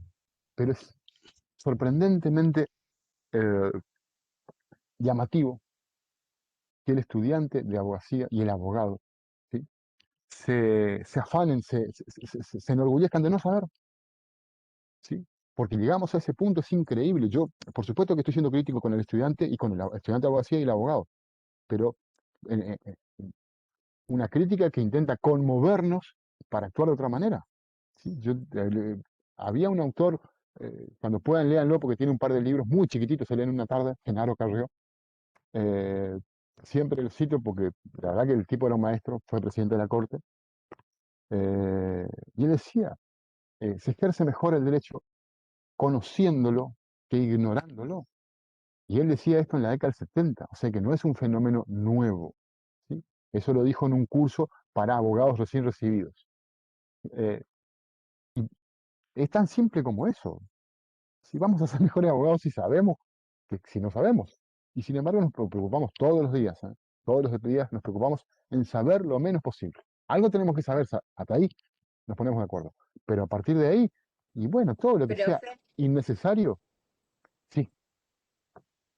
bueno, yo por esto que le comentaba, por este miedo que se me generaba, empecé a trabajar en el estudio ayudando a mi mamá en realidad, para ir empapándome un poco más en el ámbito, digamos, porque por ahí mucho con la virtualidad Perfecto. no es que se aprende mucho y no es lo mismo tampoco. Entonces, para tratar de solucionar ese problema, fui a... Creo que todos estarán de acuerdo. En algún momento mi idea era dedicarle una media hora al problema al problema no, no voy a formar juicio, al tema de la virtualidad, qué virtudes le ven, qué ventajas le ven, eh, a ver si podemos corregir. ¿Sí? La idea es la semana que viene, en algún momento, dedicarnos un ratito a esto. Yo pensaba hacerlo en todo caso por el grupo, pero ver una manera, porque la idea es justamente, yo coincido con vos, la virtualidad creo que nos dio a todos, nos enseñó muchas cosas, pero también vimos eh, la importancia de la presencialidad. Por ahí no las supimos aprovechar cuando estábamos juntos y ahora como que la extrañamos. Seguramente volveremos en algún momento, pero piensen ustedes que quizá ustedes ya no, ¿sí? Los chicos de cursos eh, de años, de los otros años sí, pero probablemente ustedes no. Entonces, estos problemas que está planteando para mí muy razonablemente Flor, son temas que tenemos que discutir. Algunos son jurídicos, otros tienen que ver con lo pedagógico, pero tenemos que discutir para qué, para hacer algo con eso, ¿sí? No simplemente sentarnos, tomar un café y decir, sé qué mal que está todo, sí, qué mal que está todo. No, qué mal que está todo, perfecto, ¿y qué vamos a hacer al respecto? Esa sería la pregunta, ¿sí? Y de hecho la mayoría de los problemas que nosotros vamos a plantear y empezamos a plantear en el curso, por lo menos, no digo para decir qué hacer, pero por lo menos para llegar en el problema está esa pregunta. Y bueno, ¿y qué hacemos? Identificamos un problema y ¿qué hacemos? ¿Sí? Eh, pero está bueno lo que planteas, está muy bueno y como les dije, algunas cosas creo que vamos a poder, eh, quizá imperceptiblemente, trabajar para ayudarlos con los legítimos miedos que tengan cuando van a empezar a ejercer. Sé que me estoy yendo demasiado del tema, pero fíjense, déjenme decirles una cosa más. Por ahí, yo en esto soy muy autocrítico, ¿sí? Yo no logro comunicar muy bien estas ideas, lo que les decía recién, del esfuerzo del estudiante para no saber. Eh, y déjenme que les cuente una anécdota.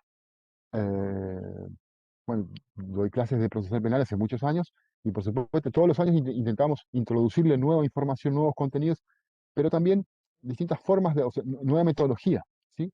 Buscar las mejores maneras que pedagógicamente encontremos para transmitir la información, ¿sí? Y una cosa que les voy a decir siempre es que nosotros, ya se los dije, nosotros intentamos ayudarlos a prepararse, a entrenarse, no para probar el parcial o el final. A mí me interesa tres guindas que ustedes aprueben el parcial final. A mí me interesa que ustedes sean buenos abogados, ¿sí? Si ustedes piensan en el aprendizaje desde la perspectiva de esto me va a servir para ser mejor abogado, naturalmente que la aprobación va a venir sola, ¿sí? El estudiante de abogacía se preocupa por aprobar más que por aprender, ¿sí? Y eso es muy común en pocas carreras. La nuestra es una, y no solo es privativo de ustedes acá en Libre, chicos, no, es de todas las universidades que yo conozco. Y les digo que en estos años pude con la docencia explorar muchísimas universidades. Y el fenómeno es bastante común. Entonces, por ahí muchas de las estupideces que yo les digo no tienen que ver con esto de que ustedes van a, van a tener que saber para cuando vayan a rendir, el parcial o el final, o lo que fuese. ¿Sí? Yo les digo esto en serio, yo los veo a ustedes como futuros colegas, entonces le hablo en esa relación, mi relación con ustedes es esa, ¿sí? Eh, Así la encaro yo, digamos. Entonces le hablo de planteos que ustedes se van a encontrar cuando ejerzan, y por ahí ustedes muchas veces hacen la vista gorda. Permitime, no lo veo en este momento Aquiles, se habrá ido al baño, que te use como un ejemplo aquí, pero por ahí aquí, ustedes saben, yo trabajo con él, se lo habíamos contado, y en más de una ocasión él me dijo, eh, loco, ¿cómo es esto? Y yo, claro, entiendo. Pero aquí esto yo lo vimos en el curso, lo hablamos. Y hay cosas que ustedes tienen la capacidad de no escuchar, ¿sí? Y yo no tengo la capacidad eh, de inculcarles, de que me escuchen, ¿sí? Y la anécdota que le quería contar, que para mí es palpable de esto, nosotros hace un par de años, 2, 3 años, 4 años, empezamos a trabajar con ustedes, ¿sí? Inclusive mucho tiempo después de graduados, ¿sí? Continuamos la relación, justamente Merce aquí y yo, trabajando en proyectos de investigación, en proyectos, discusión profesional, siempre vínculos profesionales, digamos, ¿sí? Y nos reunimos. Ahora, por supuesto que con la pandemia se cortó mucho eso, pero nos reunimos, ¿sí? Eh, Veganía de por medio, ¿sí? Una ensaladita de chinchulines, bondiolas, etcétera, etcétera. Hablamos de problemas jurídicos. Y ocurrió una vez nos juntamos a hablar, sí, se habían recibido, eran como 7, 8 chicos, todos recién recibidos, no más de 6, 8, 10 meses de recibidos, y empezaron a plantearme cosas eh, que habíamos trabajado durante el curso. Y nosotros notábamos, Merce también estaba, esa vez no estuvo aquí, notaba la diferente forma de captar la información, lo que les preocupaba, mucho vinculado con lo que dijo el Flores. Es como que ellos nos escuchaban porque ahora tengo que saber, no quiero pasar el papelón de que alguien me pregunte y yo no sepa. Y yo les dije en esa misma reunión, chicos, esto que estamos hablando, prácticamente todo lo que hablamos en 4 horas, lo trabajamos durante el curso. Y la mayoría, sí, me acuerdo. Simplemente no le presto importancia. ¿A, a dónde apunto con todo esto? Traten, hagan el ejercicio porque es un ejercicio, hay que ejercitarlo, de empezar a escuchar no solo a procesal penal, en todas las disciplinas, pensando en ustedes como abogados. Porque ese julepe, ¿sí? Permítanme esa palabra, julepe, del que habla Flor, lo van a tener, ¿sí? Solo que lo están difiriendo para el último momento. Empiecen a tenerlo ahora, ¿sí? ¿Y qué pasa si alguien me pregunta por cualquier estupidez del procesal penal? Y capaz que le escucho, lo mal tarado es, y no solo me preocupo por aprobar. ¿Sí? Eh, eh, eh, yo este año voy a intentar de alguna u otra manera comunicar lo que comunico casi todos los años, ¿sí? Pero también los invito, les propongo eh, que ustedes decidan tener una actitud distinta respecto al aprendizaje, ¿sí? Yo no le estoy escuchando a este payaso para aprobar, le estoy escuchando porque probablemente él tenga algo interesante para decirme cuando ejerce, ¿sí? Y empiecen a sentir ese julepe. Y yo creo que eso va a ser muy útil porque esto va a ser de mucha más retroalimentación, ¿sí? Dudar por esto, dudar por aquello, cómo hago con esto, cómo hago con esto, ese tipo de cosas. Tratemos de que en algún momento el curso se desenvuelva en ese espacio. Es muy difícil con la virtualidad, es muy difícil por el nuevo cambio de currícula, cambiaron muchas cosas, pero creo que de todas maneras algunas cosas podemos lograr durante el curso, ¿sí? Corto acá, porque ya nos queda media hora. Eh, 10 minutos tratemos de dejarle a Caferata y 10 por lo menos a Ferrajoli. Empiezo de esta manera ahora. A ver, vamos a hablar un poquito de José Ignacio Caferata Nores. La primera pregunta, ¿quién leyó a José Ignacio Caferata Nores? No se me escondan. El grado de cobardía que estoy observando es importante, o de vagancia, de vaguez. ¿Sí? O no leyeron, o yo quiero creer que no, que sí leyeron, pero no quieren contarme. Vamos a pensar eso. La próxima clase a cada uno le voy a preguntar qué leíste vos, qué leíste vos, qué leíste vos, qué leíste vos. Y eso es de cuarto grado de la primaria. ¿Sí? Sí, a ver, sí, intento que ustedes tengan vergüenza. Y estoy intentando eso, pero para que reaccionen, ¿sí? Como les dije siempre, es leer para entender, no para reproducir acá, ¿sí? Y en este caso, por ejemplo, para que me ayuden cuando yo me quedo, me olvido de algo, se me escapa, ¿sí?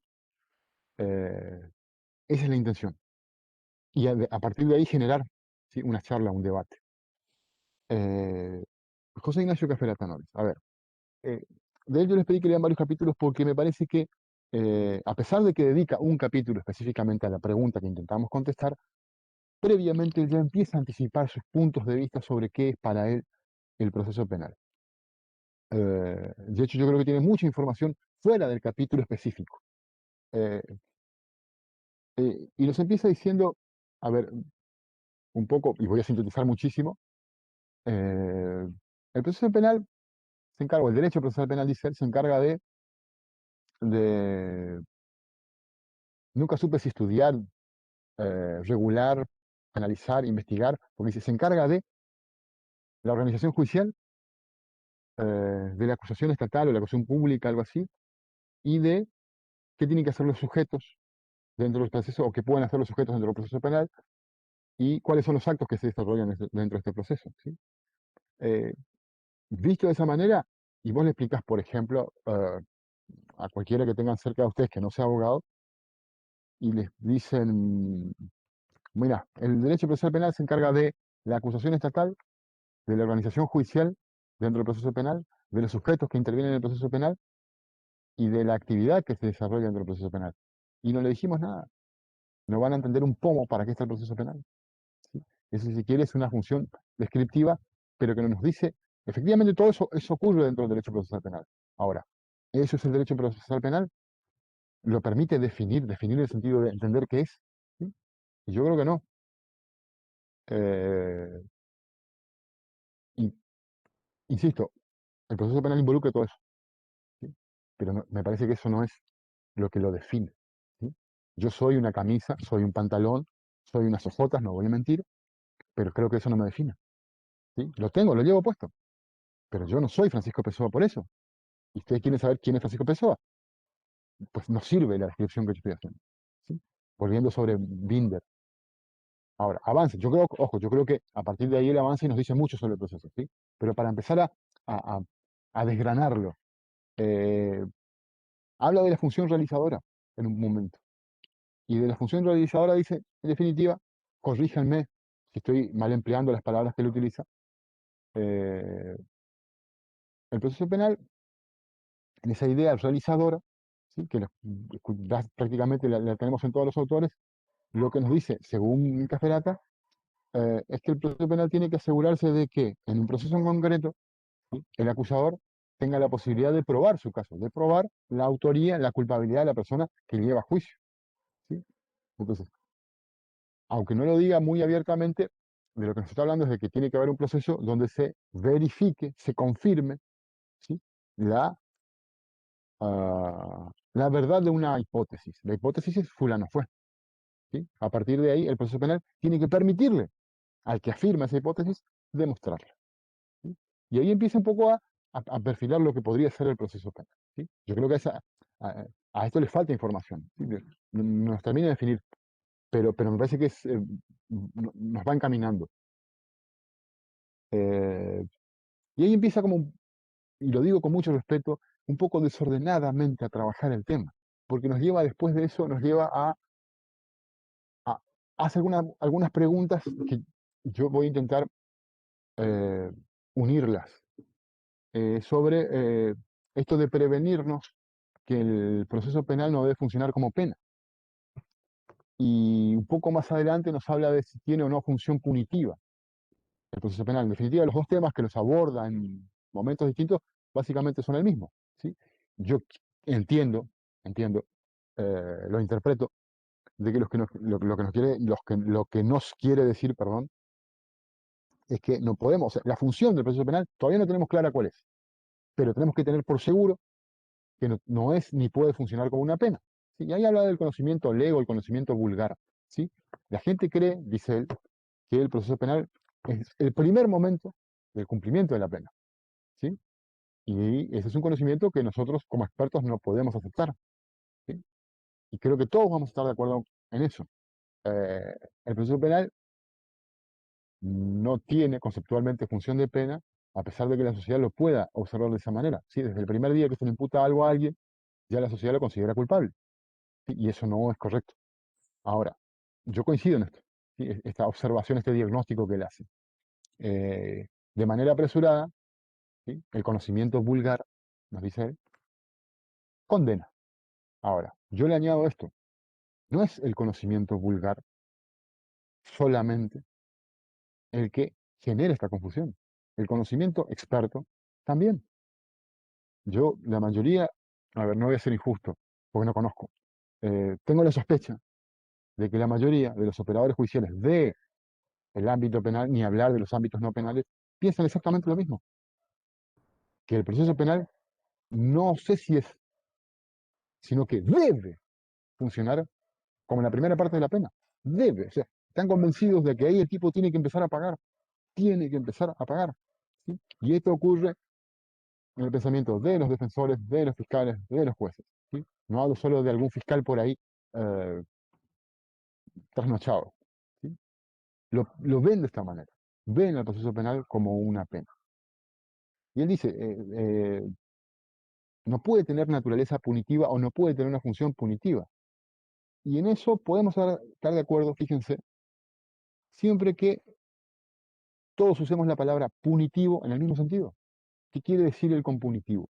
No puede tener una función punitiva o naturaleza punitiva, no me acuerdo qué palabra utiliza.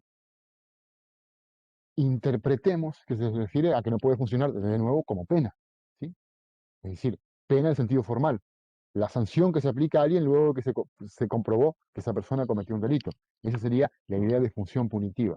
Ahora, lo que no podemos negar en este carácter realizador que todos mencionan, pero que no terminan de describir, es que el proceso penal tiene una función coercitiva, no vamos a usar la palabra punitiva, una función coercitiva prácticamente idéntica a la de la punitiva.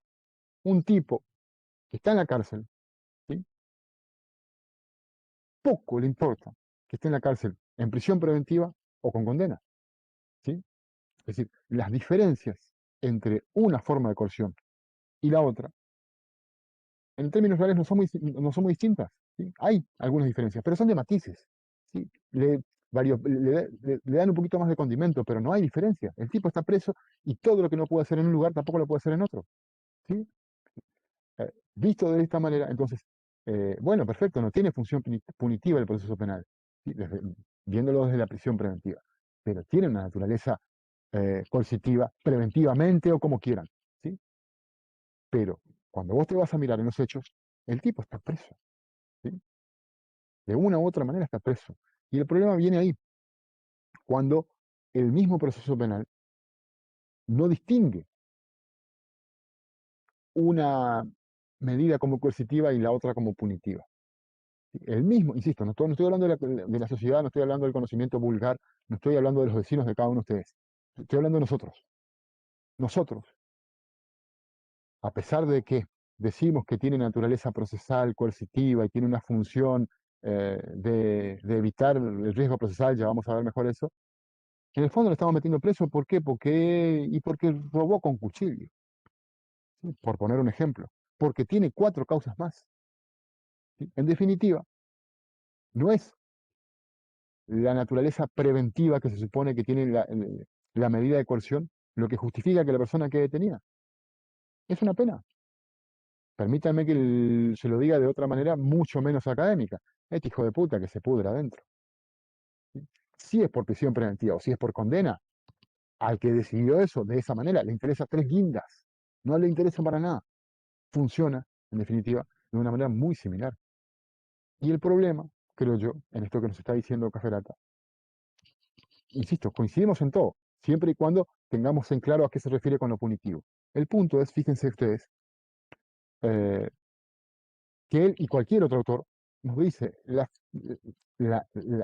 medidas coercitivas, ¿sí?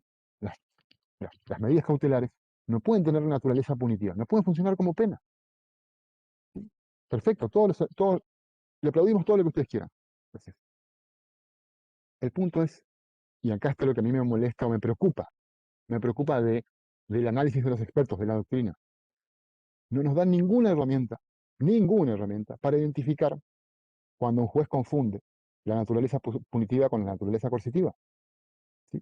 Y no nos da ninguna respuesta cuando ocurre eso. Es decir, todos sabemos que no se puede, pero nadie sabe qué hacer cuando se produce lo que está prohibido. No sé si soy claro en lo que intento explicar, ¿sí? Yo tengo una medida cautelar, o mejor, tengo una situación de hecho, una persona privada de la libertad, ¿sí? Antes de una condena. Esa persona está supuestamente en prisión preventiva, ¿sí? Y eso no tiene naturaleza punitiva, tiene naturaleza preventivo-coercitiva o preventiva. Evitamos que el tipo se fugue por si lo llegamos a condenar, ¿sí? Ahora, cuando uno mira qué razones se utilizaron para dejarlo en prisión preventiva, se encuentra con que no hay ninguna verdadera razón de tipo procesal, ¿sí? Las razones son en definitiva punitivas. El tipo que se pudra adentro, ¿sí? Por lo que ustedes quieran, por HDP, por lo que sea, ¿sí? Entonces, nosotros no tenemos herramientas conceptuales para identificar, mirá, las razones que vos diste, pues, no son procesales, son punitivas. De eso hay muy poco. Eso por un lado. Y en segundo lugar, no sabemos qué hacer cuando no se cumple, ¿sí? También no, todos le podemos decir, juez, usted no puede hacer eso. Perfecto. ¿Y qué pasa si lo hago? ¿Cómo identificamos y cómo vamos para atrás con eso? No lo analiza nadie. No tenemos expertos que lleguen a esa. A ver, podemos hablar, sí, está bien, tiene la Cámara de Apelaciones para que lo dicen. El punto es que de la primera instancia a la última instancia, todos no nos pueden utilizar el mismo argumento.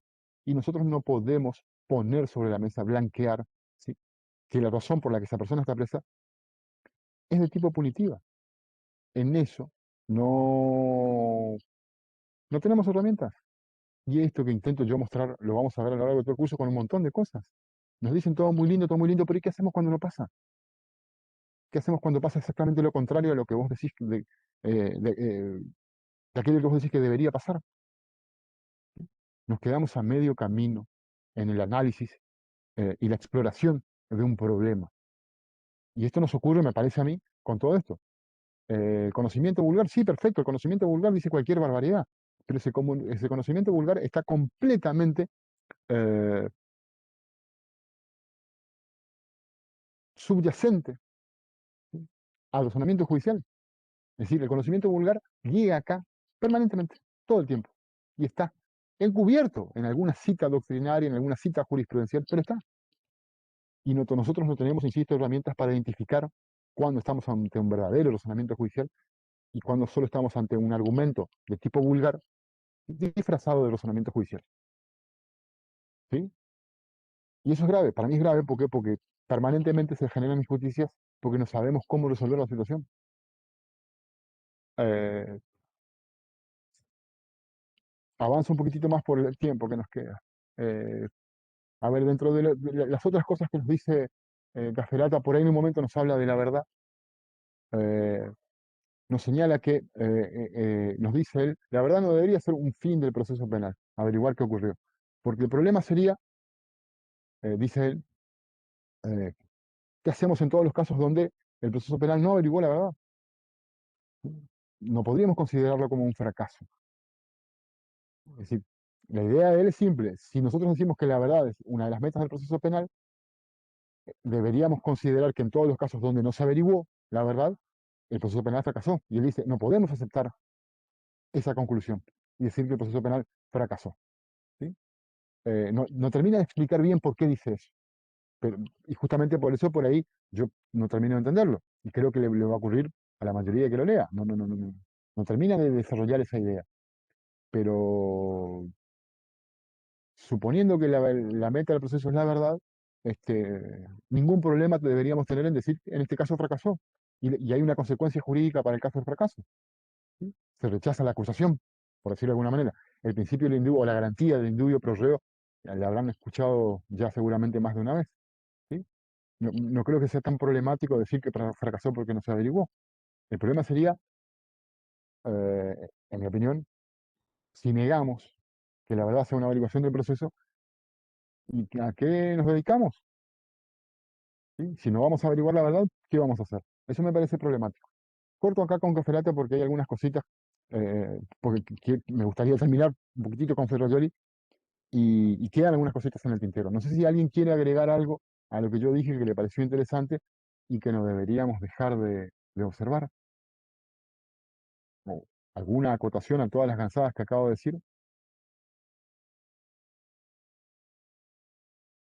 Nati, habla, habla, habla, habla, habla, habla. No sé si me está puteando o qué está haciendo.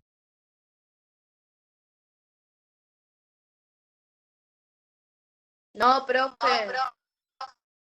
No, a ver, chicos, tienen todo el derecho del mundo a putearme cuando... Bendición. ¿Perdón? No escuché.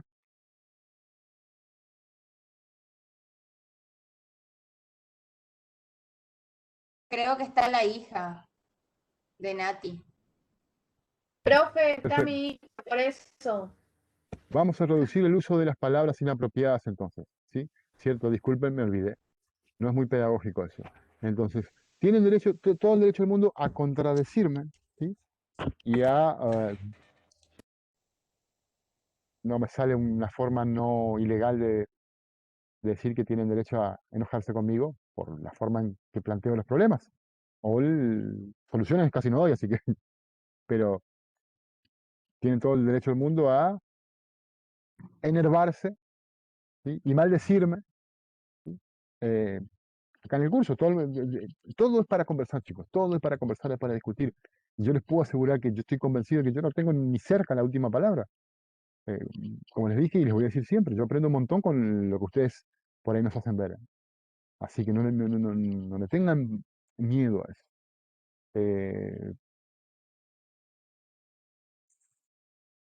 Sigo, me encantaría quedarme, ¿sí? Pero necesito que ustedes me digan, déjame que te diga algo, ¿sí? Sigo simplemente porque no hay reacción. Pero si ustedes me dicen, espera, nos quedamos un ratito acá, nos quedamos todo lo que ustedes consideren necesario, ¿sí? En tanto eso no suceda, yo tengo que avanzar porque si no vamos a estar todos, ¿sí? Eh, Quedan 10 minutos. Ferrajoli. Ferrajoli, hoy estábamos conversando esta mañana con Aquiles un poco sobre el profesor Ferrajoli, que es un profesor italiano, eh, explica los problemas de una manera bastante densa, pero como todos los autores que les pedimos que lean, tiene una razón. En el caso de él, la densidad con la que explica sus razonamientos eh, se paga por sí sola, creo yo, por el contenido de sus razonamientos. Es un tipo con una rigurosidad analítica increíble, ¿sí? No dice nada al azar, lo revisa permanentemente y y la coherencia de todo su pensamiento es increíble. Es increíble. Tiene, el libro que yo les pedí que lea se llama Derecho y Razón, teoría del garantismo penal, eh, y habla de varios problemas. ¿Sí? Se plantea, empieza hablando de cómo, qué y cómo castigar. O sea, ya hablas del juzgamiento, mucho antes del juzgamiento, de qué cosas vamos a castigar y por qué las vamos a castigar. ¿Sí? Y ahí va desagregando todos los problemas penales hasta llegar al qué y cómo juzgar o cómo castigar. No me acuerdo bien el nombre de esta tercera parte, digamos. Y ahí empieza con esto que nosotros hablamos. Y muy sintéticamente, dos o tres cositas que dice él, que para mí aportan y enriquecen muchísimo a esta pregunta. Él empieza hablando de, bueno, las garantías penales, las garantías del derecho penal, digamos, no, no tendría mucho sentido si a esas garantías no le añadimos algunas garantías judiciales, dice él, ¿sí? Garantías al interior del proceso. ¿Cuáles son estas garantías? Dice él. A ver, esta primera idea me parece a mí, nos sugiere que para él, el proceso penal, ¿sí? Por esto que acabo de decir, el proceso penal para él tiene una función garantizadora. Es una garantía contra la sentencia arbitraria, contra la condena arbitraria. ¿Sí? Hablando muy mal y pronto, muy groseramente. ¿Sí? Lo ve más que nada, o legitima el proceso, ¿sí? Desde esa perspectiva. ¿Sí? Creo que también, justamente, yo les decía hoy, la coherencia de su razonamiento lleva a que la función que él le asigna a la pena esté estrechamente vinculada, la función de la pena, con la del proceso penal. ¿Sí? Y él legitima, ustedes habrán estudiado en Penal 1, digamos, la teoría agnóstica de Zaffaroni que describe de la función de la pena. Pues cuando puedan, si pueden, lean completo Ferrajoli y van a encontrar una visión alternativa muy interesante, igualmente interesante a la de Zaffaroni, sobre cómo legitimar a la pena y al derecho penal. Y él dice, la primera garantía, o la primera condición que tiene que darse para considerar el proceso penal como una garantía, se vincula con la idea de jurisdiccionalidad. ¿Sí? ¿Qué significa jurisdiccionalidad? Bueno, y él hace un desarrollo muy extenso, que yo intento resumirlo. Básicamente la idea es, aparece el juez, menciona, al igual que Roxin, la idea de la venganza privada. En un momento existió la venganza privada y era todos contra todos. Entonces aparece el juez, dice él, como un tercero imparcial. Es decir, alguien distinto a las partes es el que va a resolver el conflicto. ¿Sí? Entonces, esta primera condición la tenemos que cumplir. Tiene que ser un juez jurisdiccional el que decida. Ahora, esto también lo conversábamos el otro día con Aki. Ayúdame por ahí si se me escapa algo, Leito. Si yo les digo que la garantía de jurisdicción, significa que tiene que haber un juez y que el juez tiene que ser alguien distinto de las partes, les estoy diciendo algo que ustedes ya escucharon por lo menos 27 millones de veces durante la carrera. El, el loco este me está diciendo algo que ya todos sabemos que peca por obvio. ¿Sí? Y naturalmente van a tener toda la razón del mundo si piensan eso. Ya sabemos que ese juez tiene que ser alguien distinto de las partes. Ahora, yo creo, justamente por esto, que trae a colación de la idea de venganza privada, la idea de Ferrajoli es mucho más que eso. Él no nos dice lo obvio, nos dice cosas que tenemos que extraer de ese denso razonamiento que expone.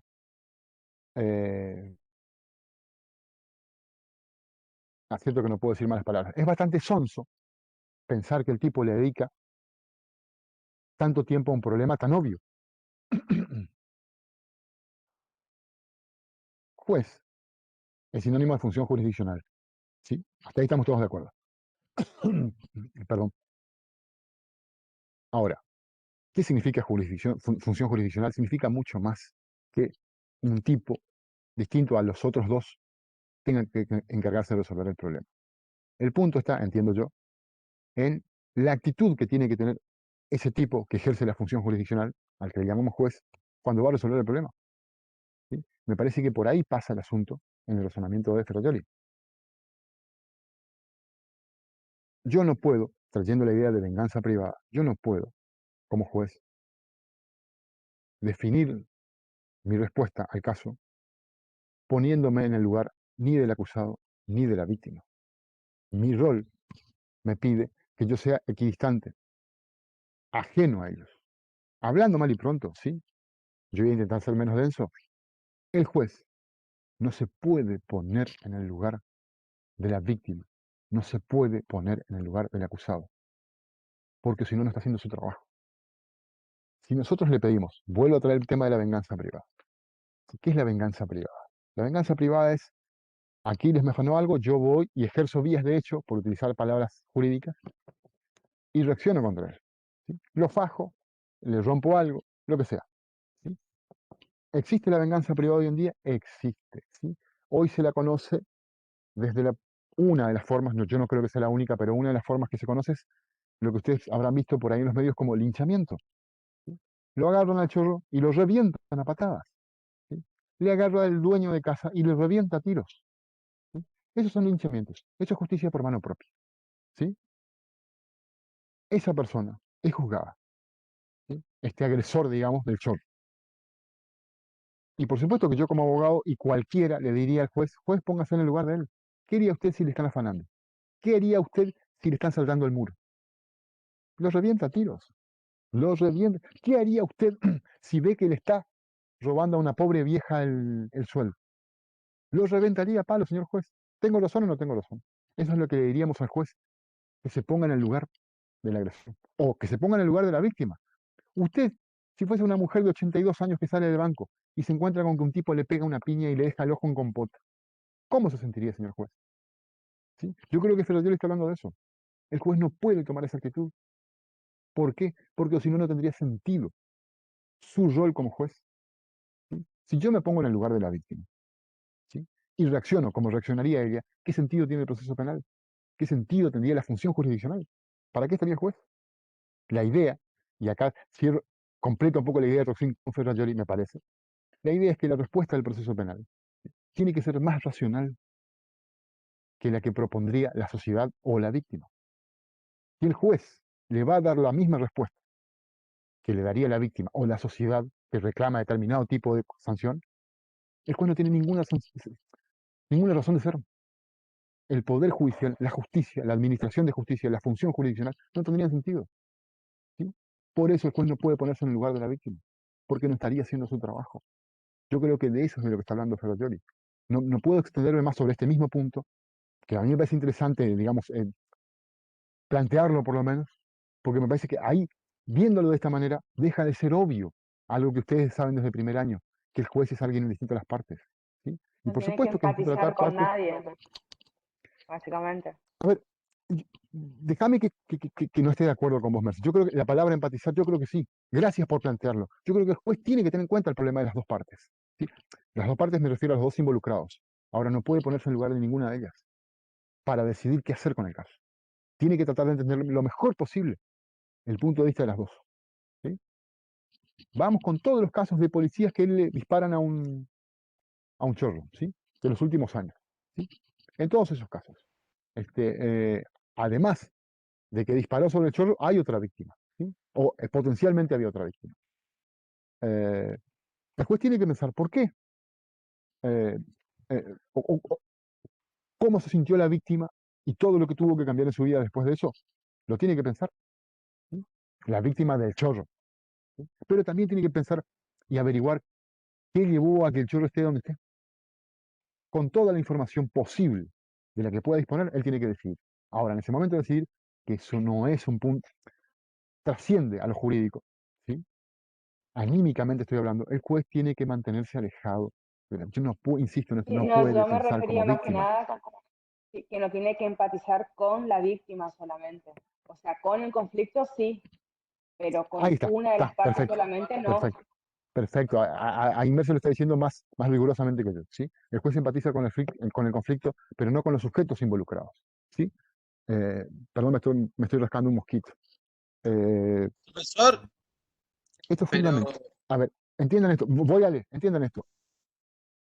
Estudiar y decir que la función jurisdiccional es hablar de una trilogía donde un sujeto distinto a las partes, ¿sí? Independiente, imparcial e imparcial, es el que aplica justicia, es, perdón, pero acá tengo que decir una mala palabra, así que baja tu audio si quieres, Nati. Es una pelotudez pensar que solo eso implica el análisis de la jurisdicción. ¿Sí? Por eso también los invito un poco a revisar esta parte al menos de Ferrayoli. La respuesta tiene que ser más racional, si no, no tiene sentido. El Poder Judicial podría tranquilamente desaparecer y vamos a estar haciendo exactamente lo mismo. ¿Sí? A ver, puede ser que hablemos desde el punto de vista de la víctima, pero también del imputado. El otro día mencionábamos el ejemplo con Aquiles, y uno encuentra que cuando los jueces tienen que juzgar un caso donde hay una persona acusada de cometer este tipo de delitos, típicamente de chorritos, le da, sin problemas. Le hace rezar Padre Nuestro a los guasos. 25 Padre Nuestro por hora le hace rezar. ¿Sí? Le da años, le tira años a los guasos. Ahora, cuando tenemos un caso de otro tipo de delito, ¿sí? que le permiten a la judicatura, a la jurisdicción, empatizar con el problema, accidente de tránsito, la función punitiva se reduce mucho. Sería para hacer un análisis de campo, una investigación empírica. Pero los jueces ya no están tan dispuestos a reventar con años de pena. ¿Por qué? Porque a mí también me puede pasar eso. Lo que yo estoy diciendo es una conjetura, no una conclusión. ¿Sí? Porque no tengo respaldo empírico. No tengo respaldo de investigaciones. Los jueces, los delitos de homicidio culposo son más permisivos porque ellos también pueden tener un accidente de tránsito. Y son más rigurosos con los chorritos porque ellos no van a salir a afanar celulares. ¿Sí? Es una conjetura, insisto. ¿Sí? Una hipótesis, un punto de partida. ¿Sí? Pero me parece por lo menos sugerente. Profe, ya es En la cualquiera de hora. los casos, sí, ya voy. En cualquiera de los casos, los jueces tienen que desapasionarse y no pensar como piensan los involucrados. No, volviendo a decirlo como le dije hoy, no deben ponerse en el lugar de ellos a la hora de decidir qué hacer con el caso. Eso, creo yo, es lo que define la función jurisdiccional, no la huevada que ustedes vienen repitiendo desde el primer año, ¿sí? Que no sirve absolutamente para nada. Corto acá por la hora. Ale, tenés 20 segundos No, antes de la publicidad. no, el tema de la imparcialidad también a veces de los jueces, que también hoy está mucho en los medios. Muchos casos se hace mediático, la opinión, las marchas, y hay veces que también se ponen, es complejo ese tema para un juez manejar esos temas. Bueno, cuando hablamos de independencia del juez e imparcialidad, vamos a tocar puntualmente ese tema. Y vamos a intentar mostrar, ya les anticipo, que no tenemos respuesta para ese problema. A pesar de ser un problema del derecho procesal penal, lo dejamos para otra disciplina. No sabemos cuál, pero en derecho procesal penal no analizamos ese problema y por supuesto que al no analizarlo no tenemos respuesta. ¿Sí? Creo que Por un eso te poco encontrás con que todos los días ocurren esas cosas. ¿Perdón aquí? creo que un poquito ya hablamos de eso acá. Exactamente, y lo vamos a hablar más lo vamos a hablar más en profundidad en esta clase que de acá a 2 semanas. ¿Sí? De nuevo, intentar mostrarles problemas del derecho procesal penal que nosotros no lo vemos como problema nuestro, lo vemos como problema de otra cosa, anda a saber de quién. ¿Sí? Es algo que ustedes van a ver muchas veces en el curso.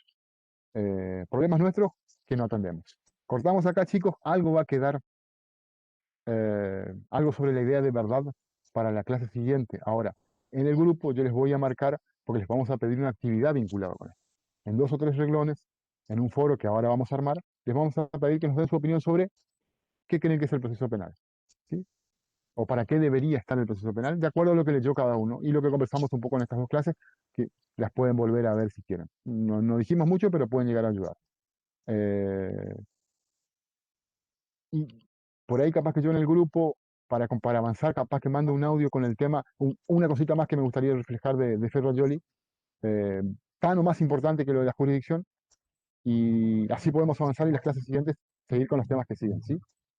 En conclusión, para no aburrirlos más, en el grupo les tiraré algunos tips, ¿sí? Algunas ideas y seguimos avanzando, ¿sí? Y el grupo también es un lugar donde ustedes pueden plantear dudas, cuestiones, cuestionar razonamientos, así que úsenlo también para eso. También para las pavadas que hacen Aquiles y Merce de mandarse memes y todo eso, ¿sí? Pero también para cosas serias de vez en cuando podemos utilizarlo, no siempre, pero podemos, ¿sí? Corto acá, chicos, Qué porque si 3 aburrido. en mi reloj.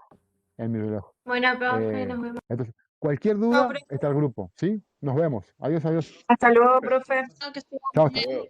Adiós. Chau, chau, chau.